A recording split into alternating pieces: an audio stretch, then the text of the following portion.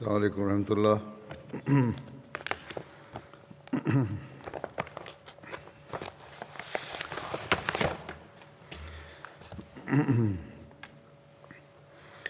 أشهد أن لا إله إلا الله وحده لا شريك له وأشهد أن محمدًا عبده ورسوله أما بعد فأعوذ بالله من الشيطان الرجيم بسم الله الرحمن الرحيم الحمد لله رب العالمين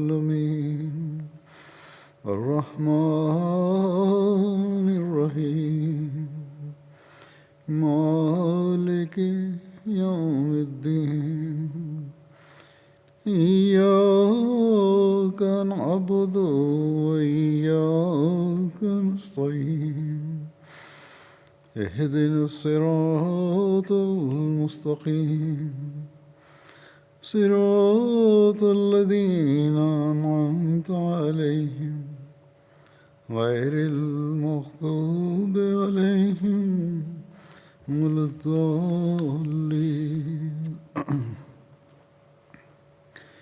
يا أيها الذين آمنوا كتب عليكم الصيام كما كتب على الذين من قبلكم لعلكم تتقون.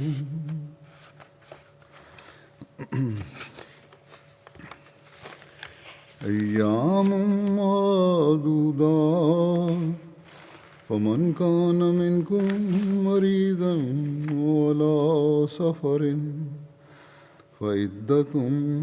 فعدة من أيام أخر وعلى الذين يطيقونه فدية طعام مسكين ومن تطوع خيرا فهو خير له وأن تصوموا خير لكم وأن تصوموا خير لكم إن كنتم تعلمون.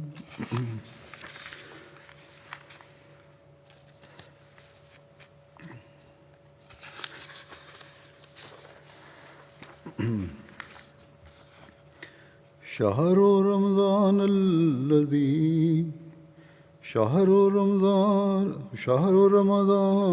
الذي أنزل فيه القرآن هدى للناس وبينات من الهدى والفرقان فمن شهد منكم الشهر فليصم ومن كان مريضا على سفر فعدة من أيام أخر يريد الله بكم اليسر ولا يريد بكم العسر ولتكملوا العدة ولتكبروا الله على ما هداكم ولعلكم تشكرون.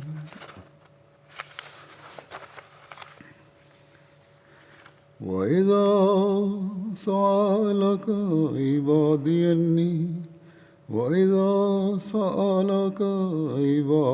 أني فإني قريب أجيب دعوة الداع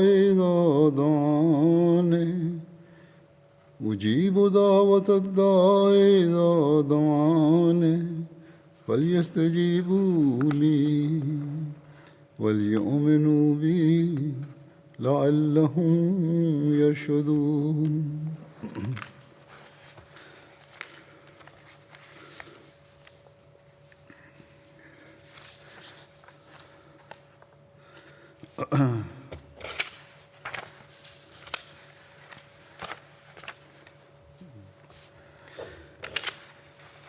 इन आयात का ये तर्जुमा है। हे विश्वासकारी माने तुमମାନଙ୍କ ପାଇଁ ରୋଜା ରଖିବା ସେହିପରି ଧାର୍ଯ୍ୟ କରାଯାଇଛି ଯେପରି ତୁମମାନଙ୍କ ପୂର୍ବବର୍ତ୍ତୀ ଲୋକମାନଙ୍କ ସକାଶେ ଧାର୍ଯ୍ୟ କରାଯାଇଥିଲା। ଫଳରେ ତୁମେମାନେ ଆଧ୍ୟାତ୍ମିକ ଓ ନୈତିକ ଦୁର୍ବଳତା ଜନିତ ତ୍ରୁଟିରୁ ରକ୍ଷା ପାଇବ। ସୁତରାଂ ତୁମେମାନେ ରୋଜା ରଖ କେତେକ ନିର୍ଦ୍ଦିଷ୍ଟ ଦିନରେ ଏବଂ ତୁମମାନଙ୍କ ମଧ୍ୟରୁ ଯେଉଁ ବ୍ୟକ୍ତି ପୀଡ଼ିତ ଥାଏ ବା ଯାତ୍ରା କରୁଥାଏ ତେବେ ତାହାକୁ ଅନ୍ୟ ଦିନମାନଙ୍କରେ ସେହି ନିର୍ଦ୍ଦିଷ୍ଟ ସଂଖ୍ୟା ପୂରଣ କରିବାକୁ ହେବ। ଏବଂ ଯେଉଁମାନେ ଏହା ଅର୍ଥାତ୍ କ୍ଷତିପୂରଣ ଦେବାକୁ ସମର୍ଥ ସେମାନେ କ୍ଷତିପୂରଣ ସ୍ୱରୂପ ଜଣେ ଲେଖାଏଁ ଦରିଦ୍ର ଲୋକଙ୍କୁ ଖାଇବାକୁ ଦେବା ବିଧେୟ। ଯେଉଁ ବ୍ୟକ୍ତି ସମ୍ପୂର୍ଣ୍ଣ ଆଜ୍ଞା ପାଳନ କରି କୌଣସି ପୁଣ୍ୟ କାର୍ଯ୍ୟ କରିବ ଏହା ତା ପକ୍ଷରେ ଉତ୍କୃଷ୍ଟ ହେବ। ଏବଂ ଯଦି ତୁମେ ଜାଣିଥାଅ ତେବେ ବୁଝିପାରିବ ଯେ ରୋଜା ରଖିବା ତୁମମାନଙ୍କ ପକ୍ଷରେ ଉତ୍କୃଷ୍ଟତର। ରମଜାନ ମାସ ହେଉଛି ସେହି ମାସ ଯହିଁରେ ପବିତ୍ର କୁରଆନ ଅବତୀର୍ଣ୍ଣ ହୋଇଅଛି ଯାହା ସମସ୍ତ ଲୋକମାନଙ୍କ ପାଇଁ ସତ୍ପଥ ରୂପେ ପ୍ରେରିତ ହୋଇଅଛି ଏବଂ ଯହିଁରେ ପ୍ରକାଶ୍ୟ ପ୍ରମାଣମାନ ରହିଅଛି ଏପରି ପ୍ରମାଣମାନ ଯାହା ସତ୍ପଥ ପ୍ରଦର୍ଶିତ କରେ। ଏବଂ ତତ୍ସଙ୍ଗେ ପବିତ୍ର କୁରଆନରେ ଆଲ୍ଲାହଙ୍କର ନିର୍ଦ୍ଦେଶମାନ ମଧ୍ୟ ରହିଅଛି। ସୁତରାଂ ତୁମମାନଙ୍କ ମଧ୍ୟରୁ ଯେଉଁ ବ୍ୟକ୍ତି ଏହି ମାସରେ ପୀଡ଼ିତ ବା ଯାତ୍ରୀ ନଥାଇ ଗୃହରେ ଉପସ୍ଥିତ ଥିବ ତା ପାଇଁ ସେହି ମାସରେ ରୋଜା ରଖିବା ଉଚିତ। ଏବଂ ଯେଉଁ ବ୍ୟକ୍ତି ପୀଡ଼ିତ ଥାଏ ବା ଯାତ୍ରା କରୁଥାଏ ତାହାକୁ ଅନ୍ୟାନ୍ୟ ଦିନରେ ଏହି ସଂଖ୍ୟା ପୂରଣ କରିବାକୁ ହେବ। ଅଲ୍ଲାହ ତୁମମାନଙ୍କ ପାଇଁ ସହଜତା ଇଚ୍ଛା କରନ୍ତି ଏବଂ ତୁମମାନଙ୍କ ପାଇଁ କଠିନତା ଇଚ୍ଛା କରନ୍ତି ନାହିଁ। ଏବଂ ତୁମେମାନେ କଠିନତାରୁ ରକ୍ଷା ପାଇବା ପାଇଁ ସେ ଏହି ଆଦେଶ ଦେଇଛନ୍ତି ଯଦ୍ୱାରା ତୁମେମାନେ ନିର୍ଦ୍ଦିଷ୍ଟ ସଂଖ୍ୟା ପୂରଣ କରିପାରିବ। ଏବଂ ଅଲ୍ଲାହ ତୁମମାନଙ୍କୁ ସତ୍ପଥ ଦେଖାଇଥିବାରୁ ତାଙ୍କ ମହିମା ଗାନ କର। ଫଳରେ ତୁମେମାନେ ତାଙ୍କଠାରୁ କୃତଜ୍ଞ ହେବ। ହେ ରସୂଲ, ଯେବେ ଆମ ଭକ୍ତମାନେ ତୁମଙ୍କୁ ଆମ ସଂକ୍ରାନ୍ତରେ ପ୍ରଶ୍ନ କରିବେ ତେବେ କୁହ ଆମେ ସେମାନଙ୍କ ନିକଟରେ ଅଛୁ। ପ୍ରାର୍ଥନାକାରୀ ଯେବେ ବି ଆମକୁ ପ୍ରାର୍ଥନା କରେ ଆମ୍ଭେ ତାହାର ପ୍ରାର୍ଥନାକୁ ଗ୍ରହଣ କରିଥାଉ। ସୁତରାଂ ଆମର ଆଦେଶ ଗ୍ରହଣ କରିବା ଓ ଆମ ଉପରେ ବିଶ୍ୱାସ ସ୍ଥାପନ କରିବା ସେମାନଙ୍କ ପକ୍ଷେ ବିଧେୟ। ଫଳରେ ସେମାନେ ସତ୍ପଥଗାମୀ ହେବେ। ଆଲ୍ଲାହ ତାଆଲାଙ୍କ କୃପାରୁ ଚଳିତ ବର୍ଷ ଆମମାନଙ୍କୁ ପୁନର୍ବାର ରମଜାନ ମାସ ଦେଇ ଅତିକ୍ରମ କରିବାର ସୁଯୋଗ ପ୍ରାପ୍ତ ହୋଇଛି। ଆମମାନଙ୍କୁ ସ୍ମରଣ ରଖିବା ଉଚିତ ଯେ କେବଳ ରମଜାନ ମାସକୁ ପ୍ରାପ୍ତ କରିବା ସେହରୀ ଓ ଇଫତାରୀ କରିବା ଯଥେଷ୍ଟ ନୁହେଁ ବରଂ ରୋଜା ରଖିବା ସହିତ ଆମମାନଙ୍କୁ ନିଜ ମଧ୍ୟରେ ପବିତ୍ର ପରିବର୍ତ୍ତନ ସୃଷ୍ଟି କରିବାର ମଧ୍ୟ ଆଦେଶ ରହିଛି। ରୋଜା ସମ୍ପର୍କରେ ଆଲ୍ଲାହ ତାଆଲା ଆମମାନଙ୍କୁ କେତେକ ଆଦେଶ ପ୍ରଦାନ କରିଛନ୍ତି ଯେଉଁ ଆଦେଶ ଉପରେ କାର୍ଯ୍ୟାନୁସରଣ କରିବା ଫଳରେ ଆମେମାନେ ଆଲ୍ଲାହ ତାଆଲାଙ୍କ ସାମୀପ୍ୟତା ଲାଭ କରିଥାଉ। ତତ୍ସଙ୍ଗେ ସଙ୍ଗେ ଆମମାନଙ୍କର ଦୁଆ ମଧ୍ୟ ସ୍ୱୀକୃତି ହେବାର ନାଦ ଦେଉଛି। ଅର୍ଥାତ୍ ଆଲ୍ଲାହ ତାଆଲା ନିଜ ପବିତ୍ର କୁରଆନରେ ଏହା ଉଲ୍ଲେଖ କରିଛନ୍ତି। ମୁଁ ଯେଉଁ ଆୟାତର ତିଲାୱତ କରି ଆସିଲି ତହିଁରେ ଆଲ୍ଲାହ ତାଆଲା ରୋଜାର ବାଧ୍ୟତାମୂଳକ ହେବା ପ୍ରତି ଧ୍ୟାନ ଆକର୍ଷିତ କରିଛନ୍ତି। ଅର୍ଥାତ୍ ଯେଉଁ ବ୍ୟକ୍ତି ଏହି ପବିତ୍ର ମାସରେ ରୋଗାଗ୍ରସ୍ତ ବା ଯାତ୍ରୀ ନଥାଇ ଗୃହରେ ଉପସ୍ଥିତ ଥିବେ ତା ପାଇଁ ସେହି ମାସରେ ରୋଜା ରଖିବା ଉଚିତ ଓ ତାହା ବିଧେୟ। ଏବଂ ଯେଉଁ ବ୍ୟକ୍ତି ରୋଗରେ ପୀଡ଼ିତ ଥାଏ ବା ଯାତ୍ରା କରୁଥାଏ ତେବେ ତାହାକୁ ଯେପରିକି ମୁଁ କହି ଆସିଲି ଅନ୍ୟାନ୍ୟ ଦିନରେ ଏହି ସଂଖ୍ୟା ପୂରଣ କରିବାକୁ ହେବ। ସେହିପରି ଆଲ୍ଲାହ ତାଆଲା ଏହି ପବିତ୍ର ମାସରେ ପବିତ୍ର କୁରଆନ କରୀମର ମହତ୍ଵ ଓ ଗୁରୁତ୍ୱ ସମ୍ପର୍କରେ ବର୍ଣ୍ଣନା କରିଛନ୍ତି। ଅତଏବ ଆଲ୍ଲାହ ତାଆଲା କୁହନ୍ତି ରମଜାନ ମାସ ହେଉଛି ସେହି ମାସ ଯହିଁରେ ପବିତ୍ର କୁରାନ୍ ଅବତୀର୍ଣ୍ଣ ହୋଇଅଛି, ଏହା ସମସ୍ତ ଲୋକମାନଙ୍କ ପାଇଁ ସତ୍ପଥ ରୂପେ ପ୍ରେରିତ ହୋଇଅଛି, ଯହିଁରେ ପ୍ରକାଶ୍ୟ ପ୍ରମାଣମାନ ରହିଛି ଏବଂ ଏପରି ପ୍ରମାଣମାନ ଯାହା ସତ୍ପଥ ପ୍ରଦର୍ଶିତ କରିଥାଏ। ତତ୍ସଙ୍ଗେ ନିଦର୍ଶନମାନ ମଧ୍ୟ ସେଥିରେ ରହିଛି। ପୁନଶ୍ଚ ଆଲ୍ଲାହ ତାଆଲା ଆମମାନଙ୍କୁ ଏହି ଶୁଭ ସମାଚାର ଦେଇଛନ୍ତି ଯେ, ହେ ନବୀ, ତୁମ୍ଭେ ନିଜ ଭକ୍ତଙ୍କୁ କହିଦିଅ ଯେ ଯେତେବେଳେ ଆମ୍ଭ ଭକ୍ତମାନେ ଆମ୍ଭଙ୍କୁ ଆମ ସଂକ୍ରାନ୍ତରେ ଯେତେବେଳେ ଆମ୍ଭ ଭକ୍ତମାନେ ତୁମକୁ ଆମ୍ଭ ସଂକ୍ରାନ୍ତରେ ପ୍ରଶ୍ନ କରନ୍ତି, ତେବେ ତାଙ୍କୁ କହିଦିଅ ଯେ ଆମେ ସେମାନଙ୍କ ନିକଟରେ ଅଛୁ। ପ୍ରାର୍ଥନାକାରୀ ଯେବେ ବି ଆମ୍ଭକୁ ପ୍ରାର୍ଥନା କରେ, ଆମ୍ଭେ ତାହାର ପ୍ରାର୍ଥନାକୁ ଗ୍ରହଣ କରିଥାଉ। ହଜରତ ମୁହମ୍ମଦ ମୁସ୍ତଫା ସଲ୍ଲଲ୍ଲାହୁ ଆଲୈହି ವಸಲ್ಲಂ କହିଲେ, ରମଜାନ ମାସରେ ଆଲ୍ଲାହ ତାଆଲା ନିମ୍ନ ଆକାଶକୁ ଅବତରଣ କରି ଆସିଥାନ୍ତି, ଅର୍ଥାତ୍ ନିଜ ଭକ୍ତମାନଙ୍କ ଦୁଆ ଅଧିକ ମାତ୍ରାରେ ଶୁଣିଥାନ୍ତି, ସ୍ୱୀକୃତି ପ୍ରଦାନ କରିଥାନ୍ତି। କିନ୍ତୁ ଆଲ୍ଲାହ ତାଆଲା କୁହନ୍ତି, ଯଦି ତୁମେ ନିଜ ଦୁଆ ସ୍ୱୀକାର କରାଇବାର ଅଭିଳାଷୀ, ତେବେ ତୁମକୁ ମୋ ଆଦେଶ ପାଳନ କରିବାକୁ ହେବ। କେବଳ ରମଜାନ ମାସରେ ନୁହେଁ, ବରଂ ତାହାକୁ ରୀତିମତ ନିଜ ଦୈନନ୍ଦିନ ଜୀବନର ଅଂଶ ଭାବରେ ଦୈନନ୍ଦିନ ଜୀବନର ଅଂଶ ଭାବରେ କରିବାକୁ ହେବ। ଅର୍ଥାତ୍ ସେହି ପୁଣ୍ୟବଳୀ ଗୁଡ଼ିକୁ ଏବଂ ନିଜ ବିଶ୍ୱାସକୁ ସୁଦୃଢ଼ କରିବାକୁ ହେବ। ଦୁଆ ଗ୍ରହଣୀୟ ହେବା ନିମନ୍ତେ କେତେକ ସର୍ତ୍ତ ରହିଛି। ଆମେମାନେ ଯେତେବେଳେ ସେହି ସର୍ତ୍ତାନୁଯାୟୀ ନିଜ ଦୁଆରେ ସୌନ୍ଦର୍ଯ୍ୟତା ବା ମାଧୁର୍ଯ୍ୟତା ଆଣିବା, ସେତେବେଳେ ଆଲ୍ଲାହ ତାଆଲା ତାହାକୁ ନିଜ ସାମୀପ୍ୟରେ ଏବଂ ନିଜ ଦୁଆକୁ ସ୍ୱୀକାର ହୋଇଥିବାର ଆମେ ଦେଖିବାକୁ ପାଇବା। ବର୍ତ୍ତମାନ ମୁଁ ଦୁଆର ଗୁରୁତ୍ୱତା ଓ ଦୁଆ ଗ୍ରହଣୀୟ ହେବାର ସର୍ତ୍ତ ତଥା ଦର୍ଶନତ୍ୱ ସମ୍ପର୍କରେ ହଜରତ ମସିହ ମାଉଦ ଆଲୈହିସ୍ସଲାତୁ ୱସ୍ସଲାମଙ୍କ କେତେକ ଉକ୍ତି, ଯାହାକି ମୁଁ ସଂଗ୍ରହ କରିଛି, ଆପଣମାନଙ୍କ ସମ୍ମୁଖରେ ଉପସ୍ଥାପନ କରୁଅଛି। ସୁତରାଂ ଏତଦ୍ୱାରା ଆମମାନଙ୍କୁ ନିଜ ଅମଳରେ ସୁଧାର ଆଣିବାର ଆବଶ୍ୟକତା ରହିଛି। ଏହି ପ୍ରସଙ୍ଗରେ ଦୁଆ ସ୍ୱୀକାର ହେବା ସର୍ତ୍ତାବଳୀ କ'ଣ, ତାହାର ଗୂଢ଼ ତତ୍ତ୍ୱ ପ୍ରସଙ୍ଗରେ ହୁଜୁର ଆଲୈହିସ୍ସଲାମ କୁହନ୍ତି, ଆମମାନଙ୍କ ମଧ୍ୟରୁ ଅଧିକାଂଶ ଉପର ଠାଉରିଆ ଦୁଆ କରି ମଣିଥାନ୍ତି ଯେ ଆଲ୍ଲାହ ତାଆଲା ଆମ ଦୁଆ ସ୍ୱୀକାର କଲେ ନାହିଁ। ଯେପରିକି ଆମେ ପ୍ରଭୁଙ୍କୁ ନିଜର ଏକ କାମ କରିବାକୁ କହିଲୁ, କିନ୍ତୁ ସେ ଆମର କଥାରେ ରାଜି ହେଲେ ନାହିଁ। ଅର୍ଥାତ୍ ଆମେ ଯେପରି ଇଚ୍ଛା ନିଜ ମନମୁଖୀ କାର୍ଯ୍ୟ କରିବୁ, କିନ୍ତୁ ଆଲ୍ଲାହ ଆମ କଥା ଶୁଣିବା ପାଇଁ ପ୍ରତିବଦ୍ଧ।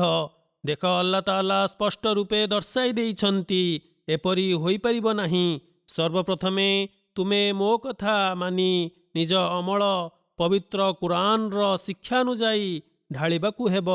ପବିତ୍ର ରମଜାନ ମାସରେ ଯେତେବେଳେ ପୁଣ୍ୟକର୍ମ କରିବାର ଏକ ସୁନ୍ଦର ଅବସର ତଥା ପରିବେଶ ସୃଷ୍ଟି ହୋଇଥାଏ, ଦରସ ତଥା ପ୍ରବଚନର ବ୍ୟବସ୍ଥା ଆରମ୍ଭ ହୋଇଯାଇଥାଏ, ସେତେବେଳେ ପ୍ରଭୁଙ୍କ ଆଦେଶ ଓ ନିର୍ଦ୍ଦେଶାବଳୀ ଗୁଡ଼ିକୁ ଦେଖି ତାହାର ଗଭୀର ଅନୁଧ୍ୟାନ କରି ତଦନୁରୂପ କାର୍ଯ୍ୟକାରୀ କରିବା ତଥା ନିଜ ବିଶ୍ୱାସର ନିରୀକ୍ଷଣ କରି ତାହା କିଭଳି ଦୃଢ଼ ଓ କେଉଁ ସ୍ତରର, କୌଣସି ପରୀକ୍ଷାର ସମ୍ମୁଖୀନ ହେଲେ ତୁମେ ବିଚଳିତ ହୋଇ ନ ଉଠ ନା ତୁମ ବିଶ୍ୱାସରେ କମ୍ପନ ସୃଷ୍ଟି ହେଉ। ତେଣୁ ସର୍ବପ୍ରଥମେ ଭକ୍ତକୁ ହିଁ ନିଜ ପାଦ ଆଗକୁ ବଢ଼ାଇବା ପ୍ରଯୁଜ୍ୟ। ଯେତେବେଳେ ତାହାର ପ୍ରୟାସ ଚରମ ସୀମାରେ ପହଞ୍ଚେ, ସେତେବେଳେ ଆଲ୍ଲାହ ତାଆଲାଙ୍କ ଦୟା, କରୁଣା ଓ ଭକ୍ତ ବତ୍ସଳତା ଭାବ ବିହଳିତ ହୋଇ ଉଠିଥାଏ। ହଜରତ ମସିହ ମଉଦ ଆଲୈହିସ୍ସଲାତୁ ୱସ୍ସଲାମ କୁହନ୍ତି, ଦୁଆ ହେଉଛି ଇସଲାମର ଗର୍ବ, ଗୌରବ ଓ ମୁସଲମାନ ମାନେ ଏଥିସକାଶେ ଗର୍ବିତ ହୁଅନ୍ତି। ଦୁଆ କହିଲେ ବକ ବକ ହେବା ନୁହେଁ, ବରଂ ଦୁଆ ହେଉଛି ଏଭଳି ଏକ କାର୍ଯ୍ୟ ଯଦ୍ୱାରା ମନରେ ଆଲ୍ଲାହ ତାଆଲାଙ୍କର ଭୟ ଭରି ରହିଯାଇଥାଏ ଏବଂ ଆତ୍ମା ଈଶ୍ୱରଙ୍କ ଦ୍ୱାରରେ ସମାଧିସ୍ଥ ହୋଇଯାଇଥାଏ। ଏହା ହେଉଛି ସେହି ଅବସ୍ଥା ଯାହାକୁ ଅନ୍ୟ ନାମରେ ମୃତ୍ୟୁ ବୋଲି କୁହାଯାଇପାରେ। ଯେତେବେଳେ ଏହି ଅବସ୍ଥା ଲାଭ ହେବ, ସେତେବେଳେ ନିଶ୍ଚିନ୍ତ ହୋଇଯାଅ ଯେ ତାହା ପାଇଁ ସ୍ୱୀକୃତିର ଦ୍ୱାର ଉନ୍ମୁକ୍ତ କରି ଦିଆଗଲା ଏବଂ ତାହାକୁ ବିଶେଷ କୃପା, ଅପକର୍ମରୁ ନିବୃତ୍ତ ରହିବାର ଶକ୍ତି ଓ ପୁଣ୍ୟକର୍ମ କ୍ରମାଗତ ଭାବରେ କରିଚାଲିବାର ସାମର୍ଥ୍ୟ ଲାଭ ହୋଇଥାଏ। ଏହି ମାଧ୍ୟମ ସବୁଠାରୁ ଉତ୍ତମ ଓ ବଳିଷ୍ଠ ଅଟେ। ସୁତରାଂ ଏହା ଦୁଆ କରିବାର ଶୈଳୀ ଓ ପ୍ରଭୁଙ୍କ ସାନ୍ନିଧ୍ୟ ପ୍ରାପ୍ତର ମାର୍ଗ, ଯଦ୍ୱାରା ଦୁଆ ସ୍ୱୀକୃତି ଲାଭ କରିଥାଏ ଏବଂ ପାପସକ୍ତ ଜୀବନରୁ ମୁକ୍ତି ମିଳିଥାଏ। ଆଜିକାଲି ଏହି ପ୍ରଶ୍ନ ସାମାନ୍ୟ ହୋଇଗଲାଣି ଯେ ଆମେ କିଭଳି ଜାଣିପାରିବୁ ଯେ ଆମ ପାପ ମାର୍ଜନ ହୋଇଛି ଏବଂ ପ୍ରଭୁ ଆମ ଉପରେ ପ୍ରସନ୍ନିତ। ଏହି ପରିପ୍ରେକ୍ଷୀରେ ହଜରତ ମସିହ ମଉଦ ଆଲୈହିସ୍ସଲାତୁ ୱସ୍ସଲାମ ଏକ ନୀତିସଙ୍ଗତ କଥା ଦର୍ଶାଇ ଦେଇଛନ୍ତି ଯେ ଯଦି ଅଲ୍ଲାହଙ୍କ ସହିତ ବାସ୍ତବରେ ସମ୍ପର୍କ ଓ ଡୋରି ବାନ୍ଧି ହୋଇଯାଇଛି, ଅର୍ଥାତ୍ ଅକ୍ଷୁର୍ଣ୍ଣ ଓ ଅତୁଟ ସମ୍ପର୍କ ସ୍ଥାପନ ହୋଇଛି, ତେବେ ସେତେବେଳେ ଏପରି ପ୍ରଭୁଙ୍କ କୃପା ଅବତୀର୍ଣ୍ଣ ହୋଇଥାଏ ଯାହାକି ତାକୁ ଅର୍ଥାତ୍ ମନୁଷ୍ୟକୁ ଅପକର୍ମରୁ ନିବୃତ୍ତ ରହିବା ପାଇଁ ସାମର୍ଥ୍ୟ ପ୍ରଦାନ କରିଥାଏ, ଯଦ୍ୱାରା ସେ କେବଳ ଅପକର୍ମରୁ ବର୍ତ୍ତି ରହିନଥାଏ ବରଂ ପୁଣ୍ୟକର୍ମ ଓ କ୍ରମାଗତ ଭାବରେ ଏଥିରେ ଅର୍ଥାତ୍ ପୁଣ୍ୟକର୍ମରେ ପୁଣ୍ୟ ଅର୍ଜନ କରିବାରେ ଲାଗି ପଡ଼ିଥାଏ ଓ ଏହି ସାମର୍ଥ୍ୟ ଲାଭ କରିଥାଏ। ଯଦି ଏହି ଅବସ୍ଥା ନାହିଁ, ତେବେ ଏହା କୁହାଯାଇପାରିବ ନାହିଁ ଯେ ସେ ପ୍ରଭୁଙ୍କ ସାନ୍ନିଧ୍ୟ ଲାଭ କରିନେଇଛି। ସୁତରାଂ ପ୍ରକୃତ ଉପାସକ ସେତେବେଳେ ହୋଇପାରିବ ଯେତେବେଳେ ଏହି ଦୃଷ୍ଟିକୋଣରୁ ଚିନ୍ତା କରିବ ଓ ତଦନୁରୂପ ଅମଳ କରିବ। ଅତଏବ ଏଥିପାଇଁ ଆମକୁ ଏହି ରମଜାନରେ ପ୍ରାପ୍ତ କରିବା ପାଇଁ ଅର୍ଥାତ୍ ଏହି ସ୍ତର ପ୍ରାପ୍ତ କରିବା ପାଇଁ ଚେଷ୍ଟା କରିବା ଉଚିତ। ଦୁଆ ପ୍ରସଙ୍ଗରେ ହଜରତ ମସିହ ମଉଦ ଆଲୈହିସ୍ସଲାତୁ ୱସ୍ସଲାମଙ୍କର ଆଉ କିଛି କଥନ ଏଠାରେ ମୁଁ ଉପସ୍ଥାପନ କରୁଛି। ଦୁଆ ଗ୍ରହଣୀୟ ହେବାର ପ୍ରସଙ୍ଗକୁ ବର୍ଣ୍ଣନା କରି ହୁଜୁର କୁହନ୍ତି, ଦୁଆ ଗ୍ରହଣୀୟ ହେବାର ସମସ୍ୟା ବାସ୍ତବରେ ଦୁଆର ଶାଖା ଅଟେ। ଦୁଆର ସାର ତଥା ସ୍ଥିତି ଏହା ଯେ ଜଣେ ପୂର୍ଣ୍ଣ ଭକ୍ତ ଓ ତାର ପାଳନକର୍ତ୍ତାଙ୍କ ମଧ୍ୟରେ ସମ୍ପର୍କର ଡୋରି ବାନ୍ଧି ହୋଇଯାଇଥାଏ। ଯେତେବେଳେ ଭକ୍ତ କୌଣସି କଠିନ ସମସ୍ୟାରେ ପ୍ରପୀଡ଼ିତ ହୋଇ ଅଲ୍ଲାହ ତାଆଲାଙ୍କ ଆଡ଼କୁ ପୂର୍ଣ୍ଣ ବିଶ୍ୱାସ, ପୂର୍ଣ୍ଣ ପ୍ରେମ ଓ ପୂର୍ଣ୍ଣ ବିଶ୍ୱସ୍ତତାର ସହିତ ଆନତ ହୋଇ ଅବଚେତନର ପରଦାକୁ ବିଦୀର୍ଣ୍ଣ କରି ବିଲୀନ ହେବାର ଭୂମିରେ ଆଗକୁ ଅଗ୍ରସର ହୁଏ, ସେତେବେଳେ ଅଲ୍ଲାହ ତାଆଲାଙ୍କର ଦରବାରରେ ତାହାର ଆତ୍ମା ମୁଣ୍ଡ ରଖି ଦେଇଥାଏ। ସେତେବେଳେ ସେହି ଭକ୍ତ ମଧ୍ୟରେ ଥିବା ଆକର୍ଷଣ ଶକ୍ତି ଅଲ୍ଲାହ ତାଆଲାଙ୍କ ଅନୁଗ୍ରହତାକୁ ନିଜ ଆଡ଼କୁ ଆକର୍ଷିତ କରିଥାଏ। ଭକ୍ତ ଅନ୍ତରରେ ମଧ୍ୟ ଶକ୍ତି ସଞ୍ଚାଳିତ କରିବାର ସାମର୍ଥ୍ୟ ରହିଛି। ତାହା ପ୍ରଭୁଙ୍କ ପୁରସ୍କାରକୁ ଲାଭ କରିବା ପାଇଁ ପ୍ରୟାସ କରିଥାଏ। ସେତେବେଳେ ଐଶ୍ୱର୍ଯ୍ୟମୟ ପ୍ରଭୁ ଏହି କାର୍ଯ୍ୟକୁ ସମ୍ପନ୍ନ କରିବା ପାଇଁ ମନ ବଳାଇଥାନ୍ତି। ଏହି ଦୁଆର ପ୍ରଭାବ ସେ ସମସ୍ତ ସାଂସାରିକ ମାଧ୍ୟମ ଉପରେ ପଡ଼ିଥାଏ। ମୌଳିକ ମାଧ୍ୟମ ଯାହା ଉକ୍ତ କାର୍ଯ୍ୟର ସମ୍ପନ୍ନ ନିମନ୍ତେ ଜରୁରୀ, ତାହା ଉପରେ ପ୍ରଭୁ ନିଜ ପ୍ରଭାବ ପକାଇଥାନ୍ତି, ଯଦ୍ୱାରା ଏଭଳି ଅଧିକ ମାଧ୍ୟମ ଉପଲବ୍ଧ ହୋଇଯାଇଥାଏ ଯାହାକି ଲକ୍ଷ୍ୟ ହାସଲ କରିବା ନିମନ୍ତେ ଆବଶ୍ୟକ। ଉଦାହରଣ ସ୍ୱରୂପ ବୃଷ୍ଟିପାତ ପାଇଁ ଯଦି ଦୁଆ କରାଯାଏ, ତେବେ ଦୁଆ ସ୍ୱୀକୃତି ଲାଭ ପରେ ଯେଉଁ ମାଧ୍ୟମମାନ ଆବଶ୍ୟକ ପଡ଼ିଥାଏ, ସେହି ଦୁଆର ପ୍ରଭାବରେ ତାହା ଉତ୍ପନ୍ନ ହେବା ଆରମ୍ଭ ହୋଇଯାଏ। ପୁନଶ୍ଚ ଯଦି ମରୁଡ଼ି ହେବା ପାଇଁ କେହି ଦୁଆ କରେ, ତେବେ ସର୍ବଶକ୍ତିମାନ ପ୍ରଭୁ ବିପରୀତମୂଳକ ମାଧ୍ୟମ ଉତ୍ପନ୍ନ କରିଦେଇଥାନ୍ତି।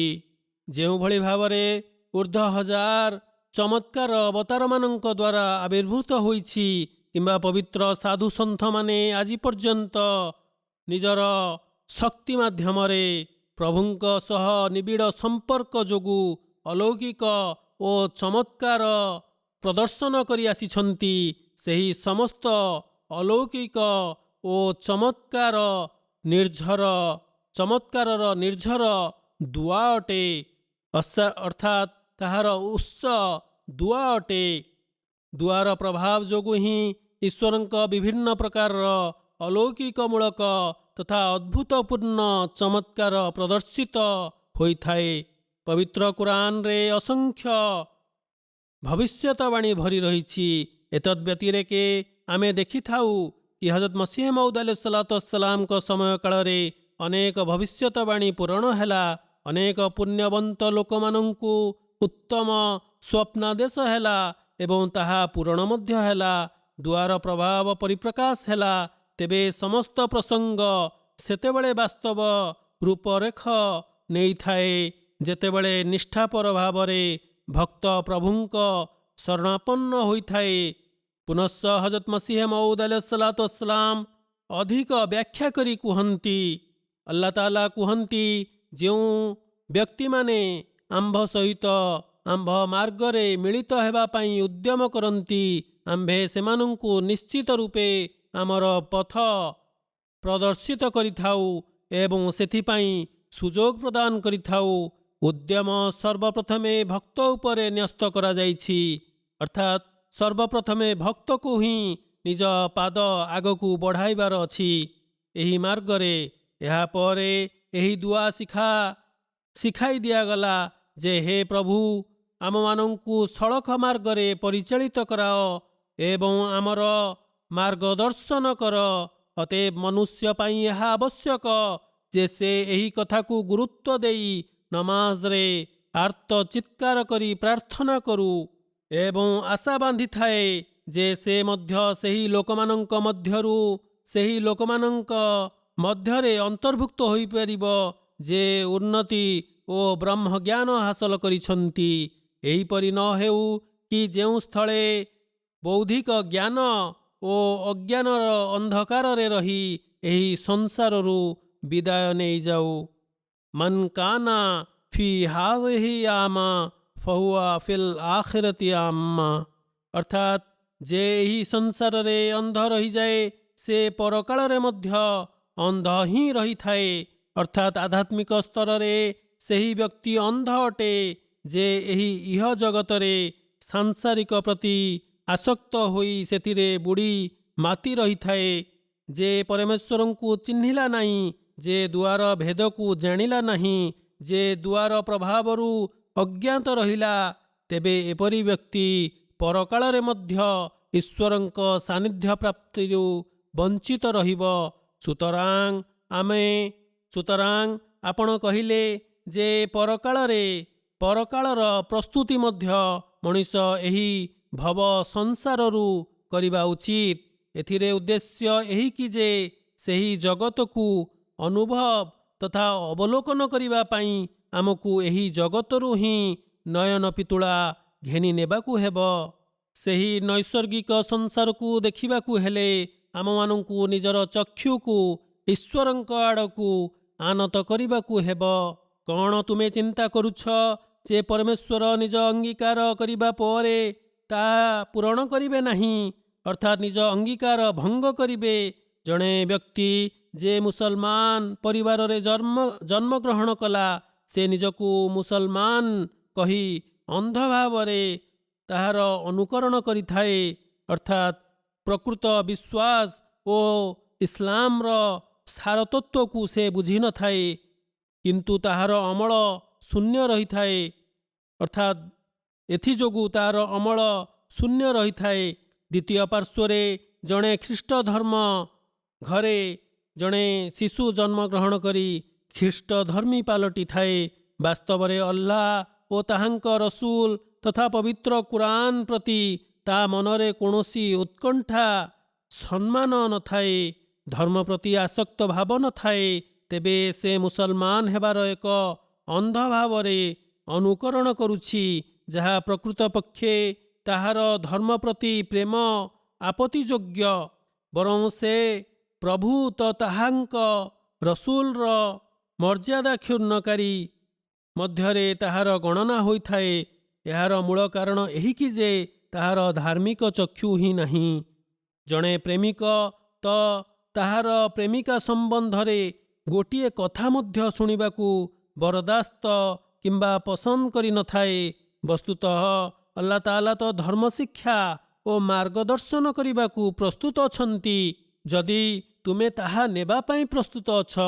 ସୁତରାଂ ଏଥିପାଇଁ ଦୁଆ କରିବା ହିଁ ସେହି ସତ୍ମାର୍ଗ ଗ୍ରହଣ କରିବାର ପ୍ରସ୍ତୁତି କରିବା ଅଟେ।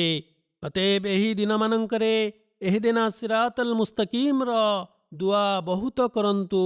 ଆଲ୍ଲାହ ତାଆଲା ଆମମାନଙ୍କୁ ସଳଖ ମାର୍ଗରେ ପରିଚାଳିତ କରାନ୍ତୁ। ହୃଦୟକୁ ପବିତ୍ର କରି ପ୍ରକୃତ ଉପାସକରେ ପରିଣତ କରନ୍ତୁ ଏବଂ ଆଲ୍ଲାହ ତାଆଲାଙ୍କ ଭକ୍ତଙ୍କ କର୍ତ୍ତବ୍ୟ ସମ୍ପାଦନକାରୀ ଆମେ ସାବ୍ୟସ୍ତ ହେଉ। ଆଜିକାଲି ଯେଉଁଭଳି ଭାବରେ ଚରମପନ୍ଥୀମାନେ ଅସତ୍ ମାର୍ଗ ଆପଣେଇଛନ୍ତି ଓ ଆଲ୍ଲାହ ଓ ତାହାଙ୍କ ରସୁଲଙ୍କ ମାର୍ଗରେ ଲୋକମାନଙ୍କୁ ଭ୍ରମିତ ଓ ନିରୀହ ଲୋକମାନଙ୍କ ଉପରେ ଅତ୍ୟାଚାର କରୁଛନ୍ତି, ଆମେମାନେ ସେମାନଙ୍କ ପରି ନ ହୋଇଯାଉ। କେତେକ ଲୋକ କହିଦିଅନ୍ତି ଯେ ଆମେମାନେ ତ ମହାପାପୀ, ଆମକୁ ଭଗବାନ କ୍ଷମା କରିବେ କିପରି? ଏ ସମସ୍ତ ସନ୍ଦେହ ଓ ଦୁର୍ବଳତା ହେଉଛି ଲୋକମାନଙ୍କ ହୃଦୟରେ ଶୈତାନର ଉତ୍ପନ୍ନକାରୀ ଭାବ। ହଜରତ ମସିହ ମଉଦ ଆଲୈହିସ୍ସଲାମ ଶୈତାନର ଏହି ଆକ୍ରମଣରୁ ବର୍ତ୍ତି ରହିବା ଓ ସୁରକ୍ଷିତ ରହିବାର ଉପାୟ ମଧ୍ୟ ଦର୍ଶାଇ ଦେଇଛନ୍ତି। ଅତଏବ ହଜରତ ମସିହ ମଉଦ ଆଲୈହିସ୍ସଲାମ କୁହନ୍ତି, ପାପ କର୍ମ କରୁଥିବା ବ୍ୟକ୍ତି ପାପର ବହୁଳତା ଯୋଗୁଁ ଦୁଆ କରିବାରୁ କଦାପି ନିବୃତ୍ତ ନ ରହୁ। ହୁଜୁର ଆହୁରି କହିଲେ, ଦୁଆ ଏକ ତରିୟାକ ଅଟେ। ଶେଷରେ ଦୁଆ କରିବା ଦ୍ୱାରା ହିଁ, ତରିୟାକର ଅର୍ଥ ହେଉଛି ଏପରି ଏକ ଔଷଧି ଯାହାକି ମଣିଷକୁ ସୁସ୍ଥବାନ କରିଥାଏ। ଶେଷରେ ଦୁଆ କରିବା ଦ୍ୱାରା ହିଁ ଦେଖିନେବ ଯେ ପାପ ତାହାକୁ କିଭଳି ମନ୍ଦ ଓ ଘୃଣ୍ୟ ବୋଧ ହୋଇଥାଏ। କାରଣ ଦୁଆ କରିବା ହିଁ ତ ପାପରୁ ମୁକ୍ତି ଲାଭ କରିବାର ଉପଚାର। ଯଦି କ୍ରମାଗତ ଭାବରେ ଦୁଆରେ ମନୋଯୋଗ କରାଯାଏ, ମନୋନିବେଶ କରାଯାଏ, ସେତେବେଳେ ଅନୁଭବ କରିବ ଯେ ପାପ କିଭଳି ମନ୍ଦ ଅଟେ।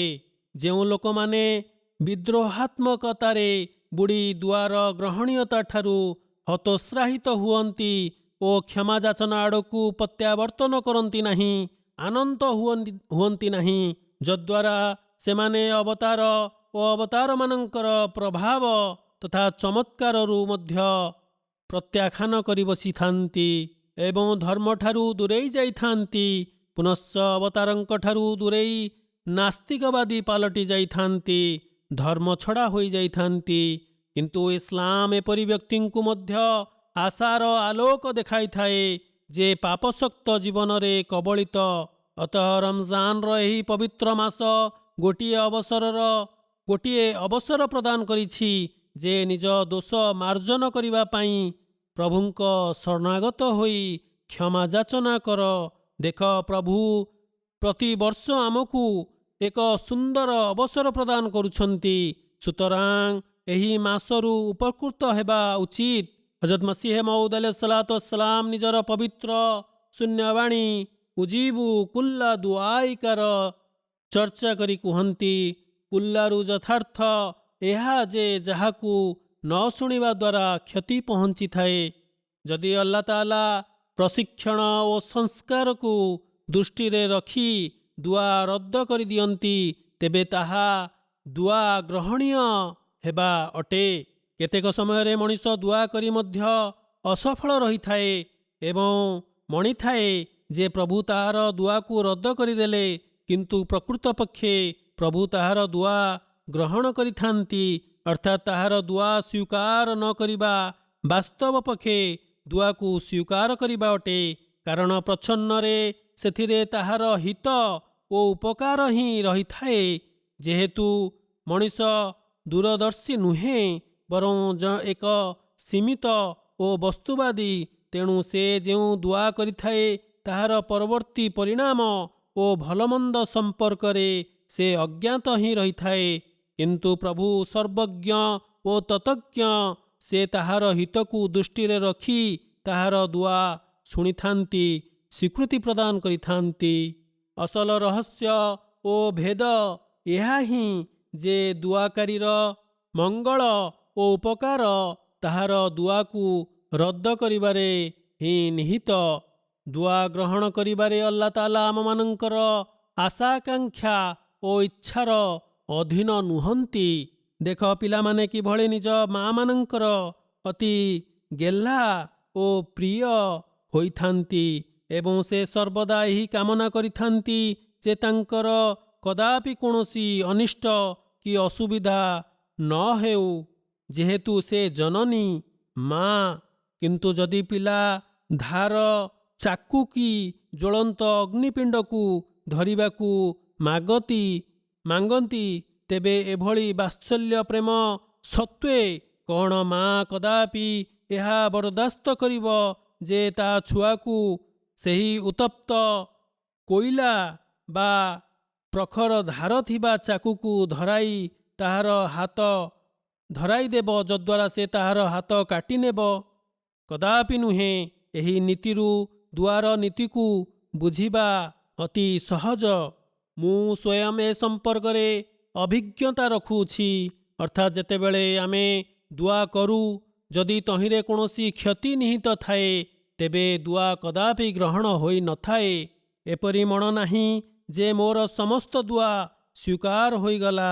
ଆଲ୍ଲାହ ତାଆଲା ଭଲ ରୂପେ ଜାଣନ୍ତି ଯେ ସର୍ବଜ୍ଞ, ସେ ଅନ୍ତର୍ଯ୍ୟାମୀ।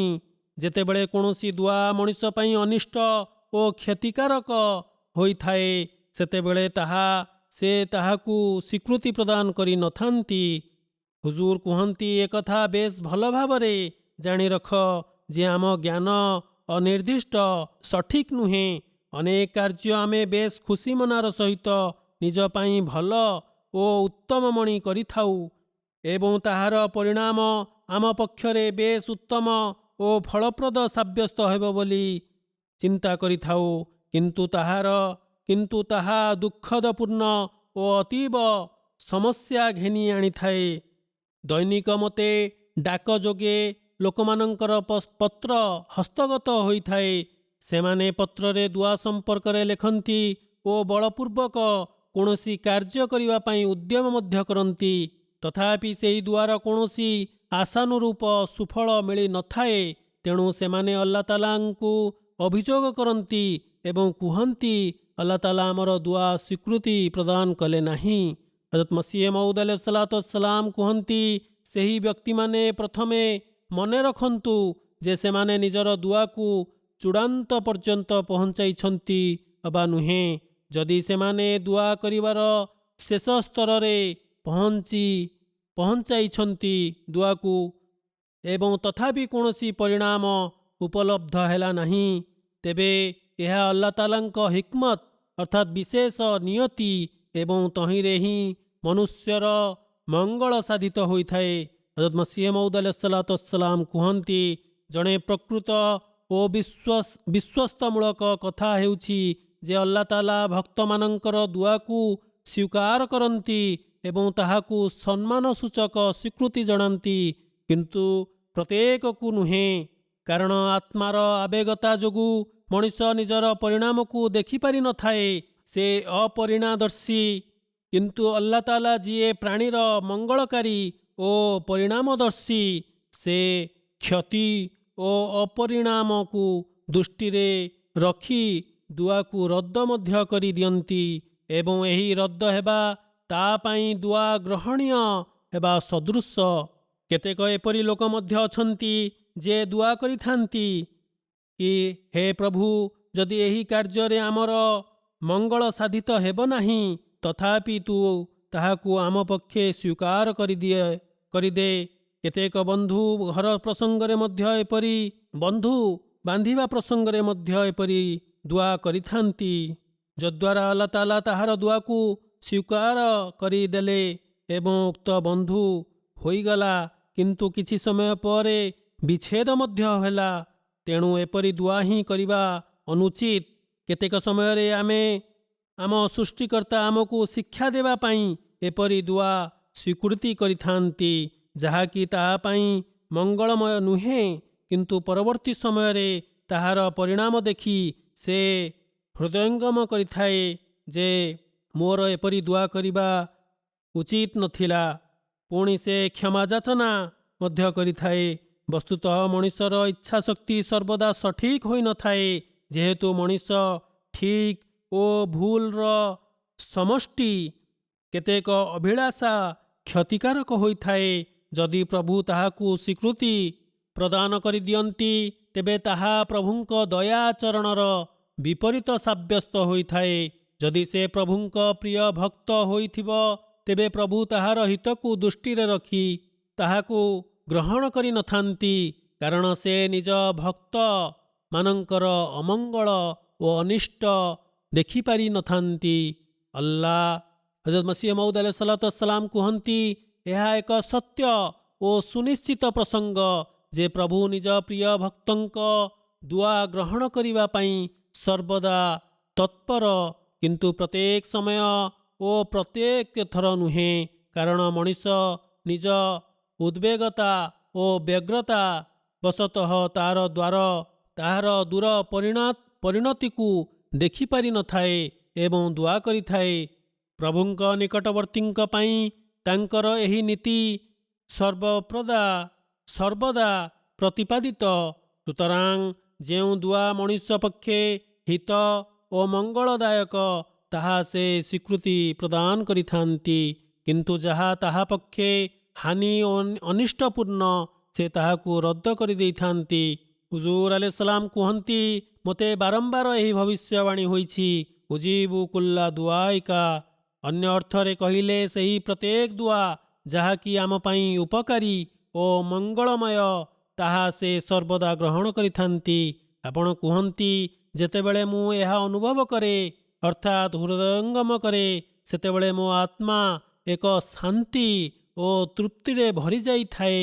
ଯେତେବେଳେ ପ୍ରଥମେ ମୋତେ ଏହି ଭବିଷ୍ୟତବାଣୀ ହେଲା ଆଜକୁ ପାଖାପାଖି 25-30 ବର୍ଷ ପୂର୍ବେ, ସେତେବେଳେ ମୋତେ ବହୁତ ଆନନ୍ଦ ମିଳିଥିଲା ଯେ ପ୍ରଭୁ ମୋ ଦୁଆ ଯାହାକି ମୋ ଓ ମୋ ଜମାତ ସକାଶେ ହେବ ସେ ନିଶ୍ଚିତ ତାହାକୁ ସ୍ୱୀକୃତି ପ୍ରଦାନ କରିବେ। ପୁଣି ମୁଁ ଚିନ୍ତା କଲି ଏହି ମାମଲାରେ କୃପଣ ହେବା ଠିକ୍ ନୁହେଁ, କାରଣ ଏହା ଏକ ପୁରସ୍କାର। ଦେଖ, ପ୍ରଭୁ ଧର୍ମପରାୟଣ ବ୍ୟକ୍ତିଙ୍କ ଗୁଣ ଦର୍ଶାଇଛନ୍ତି, ଓମିମ୍ମା ରଜକ୍ନାହୁମ୍ ୟୁନଫିକୁନ୍। ସୁତରାଂ ମୁଁ ନିଜ ବନ୍ଧୁ ପରିଜନମାନଙ୍କ ପ୍ରସଙ୍ଗରେ ନୀତି ରଖିଛି ଯେ ସେମାନେ ମୋତେ ସାହାଯ୍ୟ କରନ୍ତୁ ଅବା ନ କରନ୍ତୁ, ମୋତେ ସ୍ମରଣ କରନ୍ତୁ ଅବା ନ କରନ୍ତୁ, ନିଜ ସମସ୍ୟା କୁହନ୍ତୁ ଅବା ନ କୁହନ୍ତୁ, ମୁଁ ସେମାନଙ୍କ ଧାର୍ମିକ ହିତ ସାଧିତ ପାଇଁ ସର୍ବଦା ଦୁଆ କରୁଥିବି। ଦୁଆ ଗ୍ରହଣୀୟ ହେବାର ସର୍ତ୍ତର ବ୍ୟାଖ୍ୟା କରି ହୁଜୁର ଆଲୈହିସ୍ସଲାମ କୁହନ୍ତି, ଦୁଆ କରିବା ପାଇଁ ଏହା ଆବଶ୍ୟକ ଯେ ଦୁଆକାରୀ ଆଲ୍ଲାହ ତାଆଲାଙ୍କ ଭୟ ଓ ତ୍ରାସକୁ ଦୃଷ୍ଟିରେ ରଖୁ, ସନ୍ଧି ସ୍ଥାପନ କରିବା, ଈଶ୍ୱର ଭକ୍ତିକୁ ନିଜର ଶିଆର ଅର୍ଥାତ୍ ରୀତିମତ ଅଭ୍ୟାସ କରିନେବା, ଧର୍ମପରାୟଣତା ଓ ସତ୍ୟତା ଦ୍ୱାରା ଆଲ୍ଲାହ ତାଆଲାଙ୍କୁ ପ୍ରସନ୍ନ କରିବା। ଅତଏବ ଏ ପରିପ୍ରେକ୍ଷୀରେ ଦୁଆ ପାଇଁ ସ୍ୱୀକାରର ଦ୍ୱାର ଉନ୍ମୁକ୍ତ ହେବ। ଯେତେବେଳେ ଏପରି ଅବସ୍ଥା ଉତ୍ପନ୍ନ ହେବ ଅର୍ଥାତ୍ ସମସ୍ତ ସର୍ତ୍ତ ପୂରଣ ହୋଇଯିବ, ସେତେବେଳେ ପ୍ରଭୁ ଦୁଆ ସ୍ୱୀକାର ହେବାର ଦ୍ୱାର ଉନ୍ମୁକ୍ତ କରିଦେଇଥାନ୍ତି। କିନ୍ତୁ ଯଦି ସେ ପ୍ରଭୁଙ୍କୁ ଅତିଷ୍ଠ କରିଦିଏ, ତାହା ତାଙ୍କ ସହ ଅସହମତି ଓ ଝଗଡ଼ା କରେ, ତାଙ୍କ ଆଦେଶ ମୁତାବକ ଅମଳ କରେ ନାହିଁ, ପ୍ରଭୁ ଓ ତାଙ୍କ ସୃଷ୍ଟିର କର୍ତ୍ତବ୍ୟ ସମ୍ପାଦନ କରେ ନାହିଁ, ତେବେ ସବୁ ତାହାର ଦୁଆ ସ୍ୱୀକୃତି ପ୍ରାପ୍ତ କରିବା ମଧ୍ୟରେ ଏକ ବାଧକ ସାଜିଥାଏ ଏବଂ ଏକ ସୁଦୃଢ଼ ଚଟ୍ଟାଣ ଓ ପାଚେରୀ ପରି ଦଣ୍ଡାୟମାନ ହୋଇଯାଇଥାଏ, ଯଦ୍ୱାରା ଦୁଆ ସ୍ୱୀକାର ହେବାର ଦ୍ୱାର ବନ୍ଦ ହୋଇଯାଇଥାଏ। ସେତେବେଳେ କେବଳ ତାହାର ଦୁଆ ଅସ୍ୱୀକାର ହୋଇନଥାଏ, ବରଂ ଅନ୍ୟ ଯାହାଠାରୁ ସେ ଦୁଆ କରାଇଥାଏ ବା କରାଏ ତେବେ ତାହାର ସମ୍ପୃକ୍ତ ବ୍ୟକ୍ତି ପକ୍ଷେ ଦୁଆ ସ୍ୱୀକାର ହୋଇନଥାଏ। ହୁଜୁର ଆଲୈହିସ୍ସଲାମ କୁହନ୍ତି, ସୁତରାଂ ଆମ ବନ୍ଧୁମାନଙ୍କୁ ଆବଶ୍ୟକ ଯେ ସେମାନେ ଆମ ଦୁଆ ନିରର୍ଥକ ହେବାକୁ ଦେବାରୁ ରକ୍ଷା କରିବା ଉଚିତ, ଅର୍ଥାତ୍ ସେମାନଙ୍କର ଏପରି କୌଣସି ହରକତ ଦୁଆ ସ୍ୱୀକାର ହେବା ମଧ୍ୟରେ ବାଧକ ନ ସାଜୁ। ଯଦି ଆପଣମାନଙ୍କ ଅମଳ ସଠିକ୍ ନ ହୁଏ ତେବେ ଆପଣମାନଙ୍କ ପକ୍ଷେ ମୋର ଦୁଆ ସ୍ୱୀକୃତି ପ୍ରାପ୍ତ କରିପାରିବ ନାହିଁ। ପୁନଶ୍ଚ ଦୁଆ ଗ୍ରହଣ ହେବା ପାଇଁ ଏହା ମଧ୍ୟ ଆବଶ୍ୟକ ଯେ ମନୁଷ୍ୟ ଆସ୍ଥାଭିତ୍ତିକ ଦୃଢ଼ତାରେ ଅବସ୍ଥାନ କରିଥାଉ। ଏହା ହେଉଛି ମୌଳିକ ସର୍ତ୍ତ ଓ ପୁଣ୍ୟ ଅର୍ଜନକାରୀ ବ୍ୟକ୍ତିର ପ୍ରଥମେ ପୁଣ୍ୟକର୍ମର ଚର୍ଚ୍ଚା ଆସିଗଲା। ଯେପରିକି ଆଲ୍ଲାହ ତାଆଲା ପବିତ୍ର କୁରାନ କରୀମରେ କହନ୍ତି ଯେ ମୋର କଥା ପ୍ରତି ଆଜ୍ଞାନୁବର୍ତ୍ତୀ ହୁଅ ଏବଂ ଆଜ୍ଞା ପାଳନ କର। ତେଣୁ ଆଲ୍ଲାହ ତାଆଲାଙ୍କ ଆଜ୍ଞା ଉପରେ ପରିଚାଳିତ ହେବା ଓ ତଦନୁଯାୟୀ ନିଜର କର୍ମକୁ ଶୃଙ୍ଖଳିତ କରିବା ହେଉଛି ମୂଳ ବିଷୟବସ୍ତୁ। ସୁତରାଂ ଦୁଆ ଗ୍ରହଣୀୟ ହେବା ନିମନ୍ତେ ହଜରତ ମସିହ ମଉଦ ଆଲୈହିସ୍ସଲାମ ଆହୁରି ବ୍ୟାଖ୍ୟା କରି କୁହନ୍ତି, ଏକଥା ନିରାଟ ସତ୍ୟ ଯେ ଯେଉଁ ବ୍ୟକ୍ତି କର୍ମ ସମ୍ପାଦନ କରିନଥାଏ ଅସଲରେ ସେ ପ୍ରାର୍ଥନା ବା ଦୁଆ କରେ ନାହିଁ, ବରଂ ଆଲ୍ଲାହ ତାଆଲାଙ୍କର ପରୀକ୍ଷା କରିଥାଏ। ତେବେ ଦୁଆର ପ୍ରକୃତ ଅର୍ଥ ଏହିକି ଯେ ଦୁଆ ପୂର୍ବରୁ ପ୍ରାର୍ଥନାକାରୀ ସର୍ବପ୍ରଥମେ ନିଜର ସକଳ ଶକ୍ତି ତଥା ଉଦ୍ୟମକୁ ବିନିଯୋଗ କରିବା ଉଚିତ, ତେବେ ଯାଇ ତାହାର ଦୁଆ ଗ୍ରହଣୀୟ ହୋଇପାରିବ। ଅତଏବ ମନୁଷ୍ୟ ସର୍ବପ୍ରଥମେ ନିଜର ବିଶ୍ୱାସଗତ ଚରିତ୍ରକୁ ସର୍ବପ୍ରଥମେ ଅବଲୋକନ କରୁ, କାରଣ ଆଲ୍ଲାହ ତାଆଲାଙ୍କର ଏହି ପରମ୍ପରା ରହିଛି ଯେ ସେ ମାଧ୍ୟମର ସଂସ୍କାର ଆଧାରର ଅନୁକରଣରେ ହିଁ ହୋଇଥାଏ। ସଂଶୋଧନ ପାଇଁ ବସ୍ତୁତ ଅବଶ୍ୟ ଉପଲବ୍ଧ ହେବ ଯାହାକି ସଂଶୋଧନ ନିମନ୍ତେ ଆବଶ୍ୟକ। ଅତଏବ ନିଜର ଅବସ୍ଥାକୁ ସୁଧାରିବା ଏବଂ ଅଧିକ ସଂଶୋଧନ ନିମନ୍ତେ ଉଦ୍ୟମ କରିବା ଦ୍ୱାରା ହିଁ ଆତ୍ମଶୋଧନ ହୋଇଥାଏ ବା ଆତ୍ମଶୋଧନ ହୋଇପାରିବ। ହଜରତ ମସିହ ମଉଦ ଆଲୈହିସ୍ସଲାମ କୁହନ୍ତି, ଆଲ୍ଲାହ ତାଆଲା କୌଣସି ନା କୌଣସି ସାଧନ ସୃଷ୍ଟି କରିଦେଇଥାନ୍ତି ଯାହାକି ସଂଶୋଧନର ମୂଳ ହେତୁ ସାଜିଥାଏ।